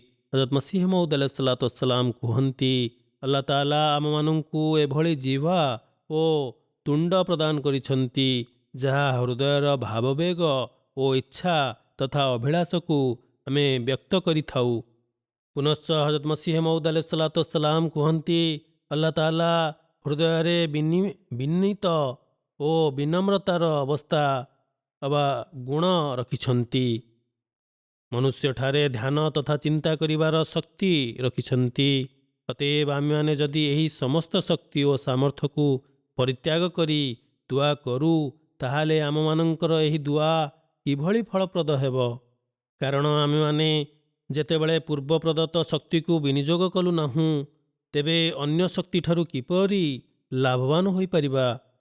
ଇହଦିନା ସିରାତଲ ମୁସ୍ତକିମ ପୂର୍ବରୁ ଇୟାକା ନାବୁଦୁ କହି ଆମକୁ ପ୍ରଭୁ ଦର୍ଶାଇଲେ ଯେ ଆମେମାନେ ତୋର ପୂର୍ବ ପ୍ରଦତ୍ତ ଅନୁଦାନ ଓ ଶକ୍ତିକୁ ଅବ୍ୟର୍ଥ ଓ ନଷ୍ଟ କରିନାହୁଁ। ମନେରଖ ରେହମାନିୟତର ବିଶେଷତା ଏହିକି ଯେ ତାହା ବ୍ୟକ୍ତିକୁ ରାହିମିୟତରୁ ଲାଭାନ୍ୱିତ କରିବାରେ ସକ୍ଷମ କରାଇଥାଏ। ଅତଏବ ଆଲ୍ଲାହ ତାଆଲା ପବିତ୍ର କୁରାନ କରୀମରେ କୁହନ୍ତି, ଉଦ୍ଉନି ଆସ୍ତାଜିବ୍ ଲକୁମ୍, ଅର୍ଥାତ୍ ତୁମେମାନେ ମୋତେ ମାଗ, ମୁଁ ତୁମର ସମସ୍ତ ଆବଶ୍ୟକତାକୁ ପରିପୂରଣ କରିବି। ତହିଁରେ କେବଳ ଶାବ୍ଦିକତା ବର୍ଣ୍ଣିତ ହୋଇନାହିଁ, ବରଂ ମାନବିକ ମୂଲ୍ୟବୋଧ ଓ ଅଭିପ୍ରେତ ବର୍ଣ୍ଣିତ ରହିଛି ଏବଂ ଏହା ଦର୍ଶାଯାଇଛି ଯେ ମାଗିବା ହେଉଛି ମଣିଷର ଗୁଣ ଓ ସ୍ୱୀକାର କରିବା ପ୍ରଭୁଙ୍କର ବିଶେଷତା। ଅତଏବ ଯେଉଁ ବ୍ୟକ୍ତି ଠାରେ ମାଗିବାର ଗୁଣ ନାହିଁ, ସେହି ବ୍ୟକ୍ତି ହେଉଛି ଅନ୍ୟାୟୀ ଓ ଅତ୍ୟାଚାରୀ। ଯେଉଁ ବ୍ୟକ୍ତି ଆଲ୍ଲାହ ତାଆଲାଙ୍କୁ ମାଗିବାକୁ କୁଣ୍ଠାବୋଧ କରେ କିମ୍ବା ଉଦ୍ୟମ କରେ ନାହିଁ, ସେହି ବ୍ୟକ୍ତି ହେଉଛି ଅତ୍ୟାଚାରୀ। ଅତଏବ ଦୁଆ ହେଉଛି ଏକ ଆନନ୍ଦଦାୟକ ଅବସ୍ଥା, କିନ୍ତୁ ଦୁଃଖ ଓ ପରିତାପର ବିଷୟ ଯେ ମୁଁ କେଉଁ ଶବ୍ଦରେ ଏହି ଆନନ୍ଦ ସମ୍ପର୍କରେ ସଂସାରବାସୀଙ୍କୁ ବୁଝାଇବି। ଦୁଆକୁ ଅନୁଭବ କରିବା ଦ୍ୱାରା ହିଁ ଜଣାପଡ଼ିଥାଏ। ସଂକ୍ଷେପରେ କହିବାକୁ ଗଲେ, ଦୁଆର ଗୁଣାବଳୀରୁ ସର୍ବପ୍ରଥମେ ଏହା ଜରୁରୀ ଯେ ମନୁଷ୍ୟ ନିଜ ମଧ୍ୟରେ ପୁଣ୍ୟକର୍ମ ଓ ପୂର୍ଣ୍ଣ ଆସ୍ଥା ସୃଷ୍ଟି କରୁ। କାରଣ ଯେଉଁ ବ୍ୟକ୍ତି ନିଜ ମଧ୍ୟରେ ନିଜ ଅନ୍ତରରେ ଆସ୍ଥାକୁ, ନିଜ ପ୍ରଭୁଙ୍କ ପ୍ରତି ଆସ୍ଥାକୁ ସଂଶୋଧନ କରେ ନାହିଁ ଓ ପୁଣ୍ୟକର୍ମ କରେ ନାହିଁ, ସେ କେବଳ ଦୁଆ କରେ, ତାହେଲେ ସେହି ବ୍ୟକ୍ତି ପ୍ରଭୁଙ୍କର ପରୀକ୍ଷା ନେଇଥାଏ। ଅତଏବ ଇହଦିନା ସିରାତଲ ମୁସ୍ତକିମର ଦୁଆରେ ଏହି କଥା ଯଥାର୍ଥ ରହିଛି ଯେ ଆମମାନଙ୍କର କର୍ମକୁ ଉତ୍ତମ, ଶୃଙ୍ଖଳ ଓ ଉତ୍କୃଷ୍ଟ କରି ଗଢ଼ି ତୋଳିବା ଉଚିତ। ଇହଦିନା ସିରାତଲ ଲଜୀନା ଆନାମତା ଆଲୈହିମ୍ରେ ଆଲ୍ଲାହ ତାଆଲା ଆହୁରି ସ୍ପଷ୍ଟ କରିଦେଲେ ଯେ ଆମେମାନେ ସେହିଭଳି ମାର୍ଗଦର୍ଶନର ଅଭିଳାଷୀ ଯେଉଁ ମାର୍ଗଟି ହେଉଛି ପୁରସ୍କୃତ ଗୋଷ୍ଠୀଙ୍କର ମାର୍ଗ। ତେଣୁ ଆମମାନଙ୍କୁ ବିପଥଗାମୀଙ୍କ ମାର୍ଗରୁ ରକ୍ଷା କର। ଯେଉଁ ବିଧର୍ମୀ ଓ ବିପଥଗାମୀ ଲୋକମାନେ ଉପରେ ତୁମର କୋପ ଅବତୀର୍ଣ୍ଣ ହୋଇଛି ଓ ସେମାନେ ମାର୍ଗଭ୍ରଷ୍ଟ ହୋଇଯାଇଛନ୍ତି। ଅତଏବ ଆଲ୍ଲାହ ତାଆଲାଙ୍କ ନିକଟରେ ଏହି ପ୍ରାର୍ଥନା କରିବା ଉଚିତ ଯେ ହେ ପ୍ରଭୁ, ତୁମେ ଏହି କୁକର୍ମୀ ମାର୍ଗଭ୍ରଷ୍ଟୀଙ୍କ ଠାରୁ ଆମକୁ ରକ୍ଷା କର, ଆମକୁ ବଞ୍ଚାଅ। ତେଣୁ ଏହି ଦୃଷ୍ଟିକୋଣରୁ ଆଖି ଆଗରେ ରଖି ଯଦି ଆମେମାନେ ସୂରେ ଫାତିହା ପାଠ କରୁ, ତାହେଲେ ଏହିପରି ଦୁଆ କରିବା ଉଚିତ, ଅର୍ଥାତ୍ ହେ ପ୍ରଭୁ, ଆମେମାନେ ତୁମର ସାହାଯ୍ୟ ବିନା ମାର୍ଗଭ୍ରଷ୍ଟ ହୋଇଯିବୁ, ତେଣୁ ଆମମାନଙ୍କୁ ଉଦ୍ଧାର କର। ହଜରତ ମସିହ ମଉଦ ଆଲୈହିସ୍ସଲାତୁ ୱସ୍ସଲାମ ପୁନଶ୍ଚ ଦୁଆର ଆବଶ୍ୟକତା ଓ ପ୍ରାସଙ୍ଗିକତା ସମ୍ପର୍କରେ ଅଧିକ ଚର୍ଚ୍ଚା କରି କୁହନ୍ତି, ଶୁଣ, ଦୁଆ ସମ୍ପର୍କରେ ଆଲ୍ଲାହ ତାଆଲା ପବିତ୍ର କୁରାନ କରୀମରେ ଉଦ୍ଉନି ଆସ୍ତାଜିବ୍ ଲକୁମ୍, ଅର୍ଥାତ୍ ତୁମେ ମୋତେ ଡାକ, ମୁଁ ତୁମକୁ ଉତ୍ତର ଦେବି ଦର୍ଶାଇଛନ୍ତି। ଏଥିପାଇଁ ଆନ୍ତରିକ ସ୍ପୃହା ଆବଶ୍ୟକ। ଯଦି ଏହି ବିନୀତ ଓ ବିନମ୍ରତାରେ ଆନ୍ତରିକ ସ୍ପୃହା ନାହିଁ, ତାହେଲେ ଏହା ମାତ୍ର ଟେଁ ଟେଁ କରିବା ଠାରୁ କିଛି କମ୍ ନୁହେଁ। ଜଣେ କହିପାରିବ ଯେ ସାଧନ ଓ ବସ୍ତୁତ୍ୱତାର ଆବଶ୍ୟକତା ଓ ପ୍ରାସଙ୍ଗିକତା ନାହିଁ। ଏହା ହେଉଛି ଭ୍ରାନ୍ତ ଧାରଣା। ଇସଲାମ ଧର୍ମ ବିଧାନ ବସ୍ତୁ ଓ ସାଧନକୁ ବାରଣ କରିନାହିଁ। ପ୍ରକୃତରେ କହିବାକୁ ଗଲେ ଦୁଆ ସାଧନ ନୁହେଁ କିମ୍ବା ସାଧନ ଦୁଆ ନୁହେଁ। ସାଧନର ସନ୍ଧାନ ସ୍ୱୟଂ ଦୁଆ ଓ ଦୁଆ ସ୍ୱୟଂ ମହାନ ସାଧନ। ମନୁଷ୍ୟର ପ୍ରକାଶମୂଳକ ଗଠନ, ତାହାର ଦୁଇ ହସ୍ତ, ଦୁଇ ଗୋଡ଼ର ଆକୃତି, ପରସ୍ପରକୁ ସାହାଯ୍ୟ କରିବା ପ୍ରକୃତିଗତ ମାର୍ଗଦର୍ଶକ। ଅତଏବ ମନୁଷ୍ୟ ମଧ୍ୟରେ ଯଦି ଏହି ଦୃଶ୍ୟ ବିଦ୍ୟମାନ, ତାହେଲେ ଏଥିରେ ଆଶ୍ଚର୍ଯ୍ୟ ହେବାର କୌଣସି ପ୍ରୟୋଜନୀୟ ନାହିଁ। କାରଣ ଆଲ୍ଲାହ ତାଆଲା ପବିତ୍ର କୁରାନରେ କୁହନ୍ତି, ତାଆୱନୁ ଆଲଲ୍ ବିର୍ରି ୱତ୍ତକ୍ୱା, ଅର୍ଥାତ୍ ତୁମେମାନେ ପୁଣ୍ୟକର୍ମ ଓ ଧର୍ମପରାୟଣତାରେ ପରସ୍ପରକୁ ସାହାଯ୍ୟ କର। ଏକଥା ବୁଝିବାରେ କୌଣସି ସମସ୍ୟା ନାହିଁ। ହଁ, ମୁଁ ଏହା କୁହେ ଯେ ତୁମେ ଦୁଆ ମାଧ୍ୟମରେ ସାଧନକୁ ସନ୍ଧାନ କର। ପରସ୍ପରକୁ ସାହାଯ୍ୟ କରିବା କ୍ଷେତ୍ରରେ ମୁଁ ଏହା ଭାବେ ନାହିଁ ଯେ ଯେତେବେଳେ ମୁଁ ତୁମ ଶରୀରରେ ଆଲ୍ଲାହ ତାଲାଙ୍କ ଦ୍ୱାରା ଏକ ନିର୍ଦ୍ଧାରିତ ପରମ୍ପରାର ଓ ପୂର୍ଣ୍ଣ ମାର୍ଗଦର୍ଶକର ପରମ୍ପରାକୁ ଅବଲୋକନ କରେ ତୁମେ ତହିଁ ପ୍ରତି ବିମୁଖତା ପ୍ରଦର୍ଶନ କର। ଆଲ୍ଲାହ ତାଲା ମଧ୍ୟ ସାଧନକୁ ସ୍ପଷ୍ଟ ଓ ବିସ୍ତୃତ ଭାବରେ ସଂସାରବାସୀଙ୍କ ସମ୍ମୁଖରେ ବର୍ଣ୍ଣନା କରିଯାଇଛନ୍ତି ଏବଂ ଏହାକୁ ବୁଝାଇବାକୁ ଯାଇ ହୁଜୁର ଅବତାରମାନଙ୍କର ଏକ ପରମ୍ପରା ଯାହାକି ପୃଥିବୀରେ ସ୍ଥାପନ କରିଛନ୍ତି, ଅର୍ଥାତ୍ ଲୋକମାନଙ୍କ ମାର୍ଗଦର୍ଶନ ନିମନ୍ତେ ପ୍ରଭୁ ଅବତାରମାନଙ୍କୁ ପ୍ରେରଣ କରିବା ଏହାର ଏକ ଦୃଷ୍ଟାନ୍ତ। ଆଲ୍ଲାହ ତାଲା ସର୍ବଶକ୍ତିମାନ। ସେ ଯଦି ଚାହିଁବେ ତାହେଲେ ଅବତାରମାନଙ୍କର ପ୍ରୟୋଜନୀୟତାକୁ ଅବ୍ୟାହତ ରଖିବେ ବା ନ ରଖିବେ, କିନ୍ତୁ ଏକ ସ୍ଥାନ ଆସେ ଯେଉଁଠି ସେହି ଅବତାରମାନେ କହନ୍ତି ମାନ ଅନସାରୀ ଇଲାଲ୍ଲାହ, ଅର୍ଥାତ୍ ଅଲ୍ଲାହଙ୍କ ଉଦ୍ଦେଶ୍ୟରେ କେଉଁ ଲୋକମାନେ ମୋର ସାହାଯ୍ୟକାରୀ ଅଟନ୍ତି? କ'ଣ ସେମାନେ ଏକ ଭିକ୍ଷୁକ ପରି ଆର୍ତ୍ତନାଦ କରନ୍ତି? ନା, ମାନ ଅନସାରୀ ଇଲାଲ୍ଲାହ କହିବାର ମଧ୍ୟ ଏକ ଯଥାର୍ଥ ରହିଛି। ସେହି ଅବତାରମାନେ ସଂସାରବାସୀଙ୍କୁ ସାଧନ ସମ୍ପର୍କରେ ଶିକ୍ଷା ଦେବାକୁ ଇଚ୍ଛା ପ୍ରକାଶ କରନ୍ତି।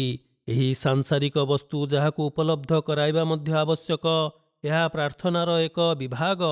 ଅନ୍ୟଥା ଆଲ୍ଲାହ ତାଲା ଉପରେ ସେହି ଅବତାରମାନଙ୍କୁ ପୂର୍ଣ୍ଣ ବିଶ୍ୱାସ ରହିଥାଏ, ତାହା ପ୍ରତିଶ୍ରୁତି ଉପରେ ପୂର୍ଣ୍ଣ ଆସ୍ଥା ରହିଥାଏ।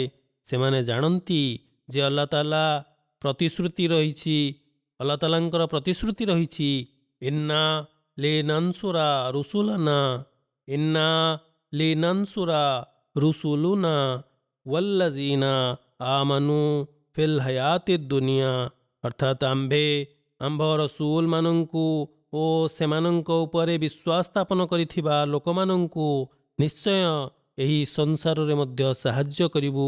ହଜରତ ମସିହ ମଉଦ ଆଲୈହିସ୍ସଲାମ କୁହନ୍ତି, ଏହା ଆଲ୍ଲାହ ତାଲାଙ୍କର ଅକାଟ୍ୟ ପ୍ରତିଶ୍ରୁତି। ମୁଁ କହୁଛି ଯେ ଭଲା ଈଶ୍ୱର ଯଦି କୌଣସି ବ୍ୟକ୍ତିର ହୃଦୟରେ ସାହାଯ୍ୟ କରିବାର ଭାବନା ଉଦ୍ରେକ ନ କରିବେ ତାହେଲେ କିଏ ସାହାଯ୍ୟ କରିବ? ଅତଏବ ଅବତାରମାନଙ୍କୁ ମଧ୍ୟ ସାଧନ ଓ ମାଧ୍ୟମର ଆବଶ୍ୟକତା ପଡ଼ିଥାଏ, କିନ୍ତୁ ସାହାଯ୍ୟ ପାଇଁ ସେହି ଅବତାରମାନେ ଆଲ୍ଲାହ ତାଲାଙ୍କ ସମ୍ମୁଖରେ ନତମସ୍ତକ ହୁଅନ୍ତି, ଯଦ୍ୱାରା ଆଲ୍ଲାହ ତାଲା ସେମାନଙ୍କୁ ସାଧନ ଓ ମାଧ୍ୟମ ମଧ୍ୟ ଉପଲବ୍ଧ କରାଇ ଦେଇଥାନ୍ତି। ଅତଏବ ଆଲ୍ଲାହ ତାଲା ଲୋକମାନଙ୍କ ହୃଦୟରେ ଅବତାରମାନଙ୍କୁ ସାହାଯ୍ୟ କରିବା ପ୍ରତି ଭାବନା ଉଦ୍ରେକ କରନ୍ତି। ଏହି ସାହାଯ୍ୟକାରୀମାନେ ସେହି ଅବତାରମାନଙ୍କର କାର୍ଯ୍ୟ ଓ ଲକ୍ଷ୍ୟକୁ ଆଗକୁ ସମ୍ପ୍ରସାରଣକାରୀ ରୂପେ ବିବେଚିତ ହୋଇଥାନ୍ତି। ଦୁଆ ସପକ୍ଷରେ ନମାଜର ଗୁରୁତ୍ୱ ଓ ଉପାଦେୟତା ତଥା ପ୍ରାସଙ୍ଗିକତା ସମ୍ପର୍କରେ ବର୍ଣ୍ଣନା କରି ହଜରତ ମସିହ ମଉଦ ଆଲୈହିସ୍ସଲାମ କୁହନ୍ତି, ନମାଜର ପ୍ରକୃତ ଉଦ୍ଦେଶ୍ୟ ଦୁଆ ଅଟେ। ଦୁଆ କରିବା ଆଲ୍ଲାହ ତାଲାଙ୍କର ପ୍ରକୃତିର ନିୟମାନୁଯାୟୀ ଯୁକ୍ତିଯୁକ୍ତ। ଉଦାହରଣ ସ୍ୱରୂପ ଆମେମାନେ ସାଧାରଣ ରୂପେ ଏହା ଦେଖୁ ଯେ ଯେତେବେଳେ ଶିଶୁଟିଏ ବିଳାପ କରେ, କ୍ରନ୍ଦନ କରେ, ଅଧୀର ହୁଏ, ସେତେବେଳେ ମା କିଭଳି ବିଚଳିତ ହୋଇପଡ଼େ ଓ ନିଜ ଶିଶୁକୁ ସ୍ତନ୍ୟପାନ କରାଏ। ଅତଏବ ସେହିପରି ଈଶ୍ୱରତ୍ୱ ଓ ଉପାସନାରେ ଯଦି ଏହି ପ୍ରକାର ସମ୍ପର୍କ ସ୍ଥାପନ ହୁଏ, ଗଢ଼ି ଉଠେ, ଯେଉଁ ସମ୍ପର୍କକୁ ପ୍ରତ୍ୟେକ ବ୍ୟକ୍ତି ବୁଝିପାରିବ ନାହିଁ, ସେତେବେଳେ ମନୁଷ୍ୟ ଆଲ୍ଲାହ ତାଲାଙ୍କ ଦ୍ୱାର ଆଗରେ ପଡ଼ିଯାଇଥାଏ, ନତମସ୍ତକ ହୋଇଥାଏ ଓ ବିନମ୍ରତା ଓ ବିନୀତତାର ସହିତ ଆଲ୍ଲାହ ତାଲାଙ୍କ ଆଗରେ ନିଜର ଭାବ ଓ ବେଦନାକୁ ପରିପ୍ରକାଶ କରିଥାଏ। ଆଲ୍ଲାହ ତାଲା ସେତେବେଳେ ତାହାର ଗୁହାରି ଶୁଣିଥାନ୍ତି ଓ ନିଜ କୃପା ବଳରେ ତାହାକୁ ସ୍ୱୀକାର କରିଥାନ୍ତି, ଗ୍ରହଣ କରିଥାନ୍ତି। ଆଲ୍ଲାହ ତାଲାଙ୍କର କୃପା ଓ କରୁଣାର କ୍ଷୀର ମଧ୍ୟ ଏକ ବ୍ୟାକୁଳମୟ ନିବେଦନକୁ ଆବଶ୍ୟକ କରେ। ଅତଏବ ଏଥିପାଇଁ ସେହି ଭକ୍ତ ଆଲ୍ଲାହ ତାଲାଙ୍କ ଆଗରେ ନିଜ ମନରେ ଥିବା ଭାବକୁ ଲୋତକପୂର୍ଣ୍ଣ ଚକ୍ଷୁରେ ପରିପ୍ରକାଶ କରିବା ଉଚିତ। ପୁନଶ୍ଚ ହଜରତ ମସିହ ମଉଦ ଆଲୈହିସ୍ସଲାମ କୁହନ୍ତି, କେତେକ ଲୋକଙ୍କର ଏହି ଚିନ୍ତାଧାରା ରହିଛି ଯେ ଆଲ୍ଲାହ ତାଲାଙ୍କ ଆଗରେ କାନ୍ଦିବା ଦ୍ୱାରା କୌଣସି ଫଳ ପ୍ରାପ୍ତି ହୋଇନଥାଏ। ଏହା କହିବା ଅତ୍ୟନ୍ତ ଭ୍ରମାତ୍ମକ। ଏଭଳି କଥା କହୁଥିବା ବ୍ୟକ୍ତି ଆଲ୍ଲାହ ତାଲାଙ୍କ ଅସ୍ତିତ୍ୱ ଓ ତାଙ୍କ ବିଶେଷ ଗୁଣାବଳୀର ଅତି ପ୍ରାକୃତିକତା ଓ ବ୍ୟବହାର ଉପରେ ବିଶ୍ୱାସ ରଖିନଥାଏ। ଯଦି ସେହି ଲୋକମାନଙ୍କଠାରେ ପ୍ରକୃତ ବିଶ୍ୱାସ ଥାଆନ୍ତା, ତାହେଲେ ସେମାନେ ଏପରି କହିବାକୁ ଦୁଃସାହସ କରନ୍ତେ ନାହିଁ। ଅତଏବ ଯେତେବେଳେ ବି କୌଣସି ବ୍ୟକ୍ତି ଆଲ୍ଲାହ ତାଆଲାଙ୍କ ସମ୍ମୁଖକୁ ଆସିଛି ଓ ସେ ପ୍ରକୃତ କ୍ଷମାଯାଚନା କରିଛି, ଆଲ୍ଲାହ ତାଆଲାଙ୍କ ଆଡ଼କୁ ପ୍ରତ୍ୟାବର୍ତ୍ତନ କରିଛି, ଆଲ୍ଲାହ ତାଆଲା ସେହି ବ୍ୟକ୍ତି ଉପରେ ସର୍ବଦା ନିଜର କୃପା ଅବତୀର୍ଣ୍ଣ କରିଛନ୍ତି। ଅତଏବ ଜଣେ କବି ସତ୍ୟ କହିଛନ୍ତି, आशिक के सुद के यारे बहालश नजर नकर्द, ए खाजा दर्द नेश्त वगरना तबीब हस्त। ଅର୍ଥାତ୍ କିଏ ସେ ଯେ ପ୍ରେମିକ ଯେ ମିତ୍ର ତାହାର ଅବସ୍ଥା ଉପରେ ଦୃଷ୍ଟିପାତ ନ କରେ। ଏହି ସଜ୍ଜନଙ୍କଠାରେ କୌଣସି ବ୍ୟଥା ପରିଲକ୍ଷିତ ହେଉନାହିଁ। ଅର୍ଥାତ୍ ବୈଦ୍ୟ ତ ଉପସ୍ଥିତ ଅଛନ୍ତି, ଅନ୍ୟଥା ବୈଦ୍ୟ ତ ଉପସ୍ଥିତ ଅଛନ୍ତି। ଆଲ୍ଲାହ ତାଆଲା ଚାହାନ୍ତି ଯେ ତୁମେ ତାଙ୍କ ଆଗରେ ପବିତ୍ର ହୃଦୟ ଘେନି ଆସ। କେବଳ ଏତିକି ସର୍ତ୍ତ ରହିଛି ଯେ ତାଙ୍କ ଅବସ୍ଥା ଅନୁଯାୟୀ ନିଜକୁ କରିବାକୁ ଅର୍ଥାତ୍ ନିଜକୁ ଢଳିବାକୁ ଚେଷ୍ଟା କରିବା ଉଚିତ। ପ୍ରକୃତ ପରିବର୍ତ୍ତନ ଯାହା ଆଲ୍ଲାହ ତାଆଲାଙ୍କ ସମ୍ମୁଖକୁ ଯିବା ନିମନ୍ତେ ଯୋଗ୍ୟ କରିଥାଏ, ସେହିଭଳି ପରିବର୍ତ୍ତନ ନିଜ ମଧ୍ୟରେ ସୃଷ୍ଟି କରିବା ଉଚିତ, ଉତ୍ପନ୍ନ କରିବା ଉଚିତ। ଅତଏବ ତୁମେ ନିଜ ଭିତରେ ଏହି ପରିବର୍ତ୍ତନ ସୃଷ୍ଟି କରିନିଅ। ମୁଁ ତୁମକୁ ସତ କହୁଛି, ଆଲ୍ଲାହ ତାଆଲାଙ୍କ ଠାରେ ବିଚିତ୍ର ଓ ଅଲୌକିକ ଅଦ୍ଭୁତପୂର୍ବ ଶକ୍ତି ରହିଛି। ସେ ଅସୀମ କୃପା ଓ କଲ୍ୟାଣର ଅଧିକାରୀ। କିନ୍ତୁ ଏହି ସମସ୍ତ ଶକ୍ତିକୁ ଦେଖିବାକୁ ହେଲେ ପ୍ରଥମେ ପ୍ରେମ ଚକ୍ଷୁ ସୃଷ୍ଟି କର। ତେଣୁ ମନୁଷ୍ୟ ମଧ୍ୟରେ ଯଦି ଆଲ୍ଲାହ ତାଆଲାଙ୍କ ପ୍ରତି ପ୍ରକୃତ ପ୍ରେମ ଥାଏ, ତେବେ ଆଲ୍ଲାହ ତାଆଲା ବହୁତ ଦୁଆ ସ୍ୱୀକାର କରିଥାନ୍ତି, ସାହାଯ୍ୟ ମଧ୍ୟ କରିଥାନ୍ତି। ହଜରତ ମସିହ ମଉଦ ଆଲୈହିସ୍ସଲାତୁ ୱସ୍ସଲାମ କୁହନ୍ତି, ଆଲ୍ଲାହ ତାଆଲା ବିଶ୍ୱାସକାରୀକୁ ପ୍ରଶଂସା କରି କୁହନ୍ତି, ଆଲ୍ଲାଯୀନା ୟଜ୍କୁରୁନ ଆଲ୍ଲାହ କିୟାମନ ୱ କୁଉଦନ व अला जुनूबिहिम यतफक्करून फी खल्किस समावाति वल अर्ज़ रब्बना मा खलक्ता हाज़ा बातिला।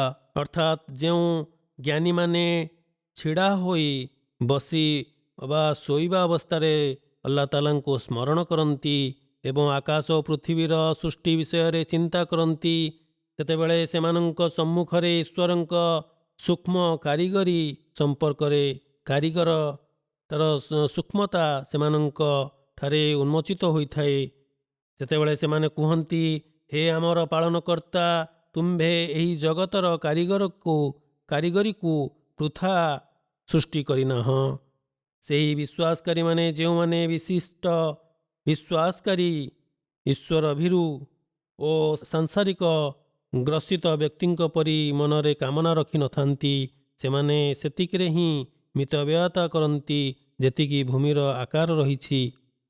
ଅର୍ଥାତ୍ ଭୂମିର ବ୍ୟାସ ଏତେ ଓ ତାହାର ମାଧ୍ୟାକର୍ଷଣ ଶକ୍ତିର ଅବସ୍ଥା ଏତେ ଓ ସୂର୍ଯ୍ୟ, ଚନ୍ଦ୍ର ଓ ତାରକାମାନଙ୍କ ସହିତ ତାର ସମ୍ପର୍କ ରହିଛି, ତାହା ନୁହେଁ।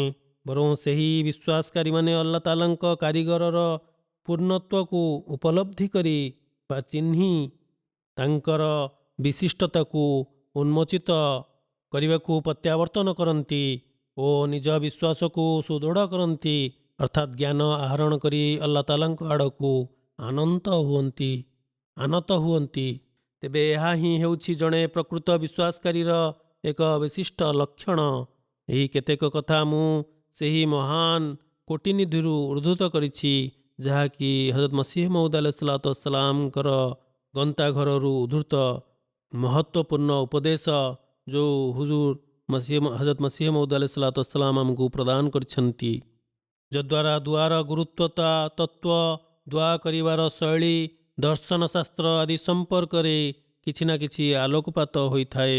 ଯଦି ଆମେ ଏହାକୁ ହୃଦୟଙ୍ଗମ କରି ଏହା ଉପରେ କାର୍ଯ୍ୟାନୁସରଣ କରିବା, ତାହେଲେ ଆମେମାନେ ନିଜର ଜୀବନରେ ଏକ ମହାବିପ୍ଳବ ସୃଷ୍ଟି କରିପାରିବା। ତେବେ ଯାଇ ଆମେମାନେ ଆଲ୍ଲାହ ତାଆଲାଙ୍କର ସେହି ବିଶିଷ୍ଟ କୃପାର ଅଧିକାରୀ ହୋଇପାରିବା। ଅତଏବ ଆମମାନଙ୍କୁ ପବିତ୍ର ରମଜାନ ମାସରେ ଏହି ଉଦ୍ୟମ କରିବା ଉଚିତ। ଆମେମାନେ ଆଲ୍ଲାହ ତାଆଲାଙ୍କର ସାମୀପ୍ୟତାକୁ ପ୍ରାପ୍ତ କରିବା ଏବଂ ତାହାକୁ ପ୍ରାପ୍ତ କରିବା ପାଇଁ ତାଙ୍କ ଆଦେଶ ଉପରେ ପରିଚାଳିତ ହେବା ଓ ନିଜ ବିଶ୍ୱାସକୁ ଦୃଢ଼ୀଭୂତ କରିଚାଲିବା। ତେବେ ଯାଇ ଆମେମାନେ ଦୁଆର ଦର୍ଶନ ଓ ତତ୍ତ୍ୱକୁ ବୁଝିପାରିବା। ଆମେମାନେ ନିଜର କର୍ମର ସଂଶୋଧନକାରୀ ରୂପେ ବିବେଚିତ ହୋଇପାରିବା। ସେହି ଲୋକମାନଙ୍କ ମଧ୍ୟରେ ଅନ୍ତର୍ଭୁକ୍ତ ହୋଇପାରିବା ଯେଉଁମାନେ ଅଲ୍ଲାହ ତାଆଲାଙ୍କ ସାନ୍ନିଧ୍ୟତା ଲାଭ କରିଥାନ୍ତି। ଏହି ପବିତ୍ର ରମଜାନ ମାସ ଆମମାନଙ୍କର ଅଲ୍ଲାହ ତାଆଲାଙ୍କ ସହିତ ସମ୍ପର୍କ ସ୍ଥାପନ କରାଇବାରେ ସହାୟକ ହେଉ ଏବଂ ନିଜ ଜୀବନରେ ଏକ ବିପ୍ଳବ ଉତ୍ପନ୍ନକାରୀ ହେଉ। ଆମିନ୍। ଆପଣମାନେ ନିଜ ଭାଇମାନଙ୍କୁ ମଧ୍ୟ ଦୁଆରେ ମନେ ରଖିବେ। ମୁଁ ପୂର୍ବେ ମଧ୍ୟ ଆପଣମାନଙ୍କୁ ଦୁଆ ପାଇଁ ଆହ୍ୱାନ ଜଣାଇ ଆସିଛି ଯେ ପାକିସ୍ତାନ ଓ ଉପଦ୍ୱୀପରେ ବସବାସ କରୁଥିବା ଅହମଦୀମାନଙ୍କ ପାଇଁ ତଥା ପୃଥିବୀର କୋଣ ଅନୁକୋଣରେ ବସବାସ କରୁଥିବା ଅହମଦୀମାନଙ୍କ ପାଇଁ ଯେଉଁମାନଙ୍କ ଉପରେ ନାନା ଅସୁବିଧା ଓ କଟକଣା ଅଣାଯାଉଛି ଓ ସେମାନେ ବିଭିନ୍ନ ସମସ୍ୟାର ସମ୍ମୁଖୀନ ହେଉଛନ୍ତି, ସେହି ସମସ୍ତ ଅହମଦୀମାନଙ୍କ ପାଇଁ ଦୁଆରେ ମନେ ରଖିବେ। ପାକିସ୍ତାନରେ ଦୈନନ୍ଦିନ କୌଣସି ନା କୌଣସି ଆଳରେ ଅହମଦୀମାନଙ୍କୁ କଷ୍ଟ ଓ ନିର୍ଯାତନା ଦିଆଯାଉଛି। ସେମାନଙ୍କ ପାଇଁ ବିଶେଷ ରୂପେ ଦୁଆ କରିବେ।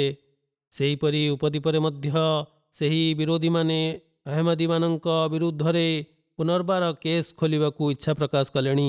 ଆଲ୍ଲାହ ତାଆଲା ସେହି ସମସ୍ତ ଅହମଦୀମାନଙ୍କୁ ନିଜ ସୁରକ୍ଷା ବଳୟ ମଧ୍ୟରେ ରଖନ୍ତୁ। ନିଜ ପାଇଁ ଦୁଆ କରନ୍ତୁ ଓ ଅନ୍ୟମାନଙ୍କ ପାଇଁ ମଧ୍ୟ ଦୁଆ କରନ୍ତୁ। ଏହି ସୂତ୍ରକୁ ସର୍ବଦା ସ୍ମରଣ ରଖିବା ଉଚିତ। ପର ପାଇଁ ଦୁଆ କରୁଥିଲେ ଦେବଦୂତମାନେ ମଧ୍ୟ ତୁମ ପାଇଁ ଦୁଆ କରିବେ। ଯେତେବେଳେ ଦେବଦୂତମାନଙ୍କ ଦୁଆ ପ୍ରସଙ୍ଗ ଚାଲିଛି, ତେବେ ତାହା କିଭଳି ଲାଭଦାୟକ ବ୍ୟାପାର ତାହା ସମସ୍ତଙ୍କୁ ଜଣା। ଅର୍ଥାତ୍ ଯଦି ଜଣଙ୍କ ପକ୍ଷରେ ଦେବଦୂତମାନେ ଦୁଆ କରନ୍ତି, ତାହେଲେ ତାହା କିଭଳି ଫଳପ୍ରଦ ହେବ, ତା ପାଇଁ ସୁଫଳ ଆଣିଦେବ, ତାହା ସମସ୍ତେ ବେଶ ଭଲ ଭାବରେ ଜାଣନ୍ତି। ଅତଏବ ଆମମାନଙ୍କୁ ବିଶେଷ ରୂପେ ଅନ୍ୟମାନଙ୍କ ପାଇଁ ମଧ୍ୟ ବହୁତ ଦୁଆ କରିବାର ଆବଶ୍ୟକତା ରହିଛି। ତେଣୁ ଆପଣମାନେ କେବଳ ନିଜ ପାଇଁ ଦୁଆ କରନ୍ତୁ ନାହିଁ, ବରଂ ଅନ୍ୟମାନଙ୍କ ପାଇଁ ମଧ୍ୟ ଦୁଆରେ ମନେ ରଖିବେ। ଆଲ୍ଲାହ ତାଆଲା ଆମମାନଙ୍କୁ ଏଥିପ୍ରତି ଏହି ପବିତ୍ର ରମଜାନ ମାସରେ ବିଶେଷ ରୂପେ ସାମର୍ଥ୍ୟ ପ୍ରଦାନ କରନ୍ତୁ। ଆମିନ୍।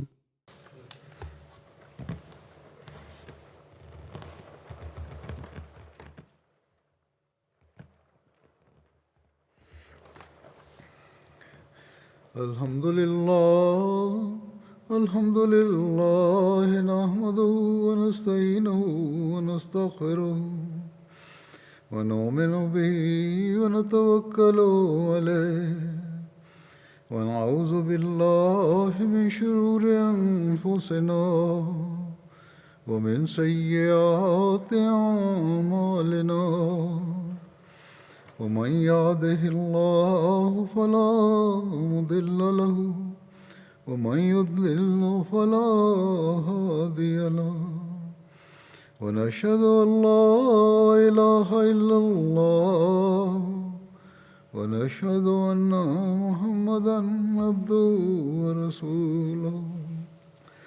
عباد الله رحمكم الله إن الله يأمر بالعدل والإحسان وإيتاء ذي القربى وينهى عن الفحشاء والمنكر والبغي يعظكم لعلكم تذكرون.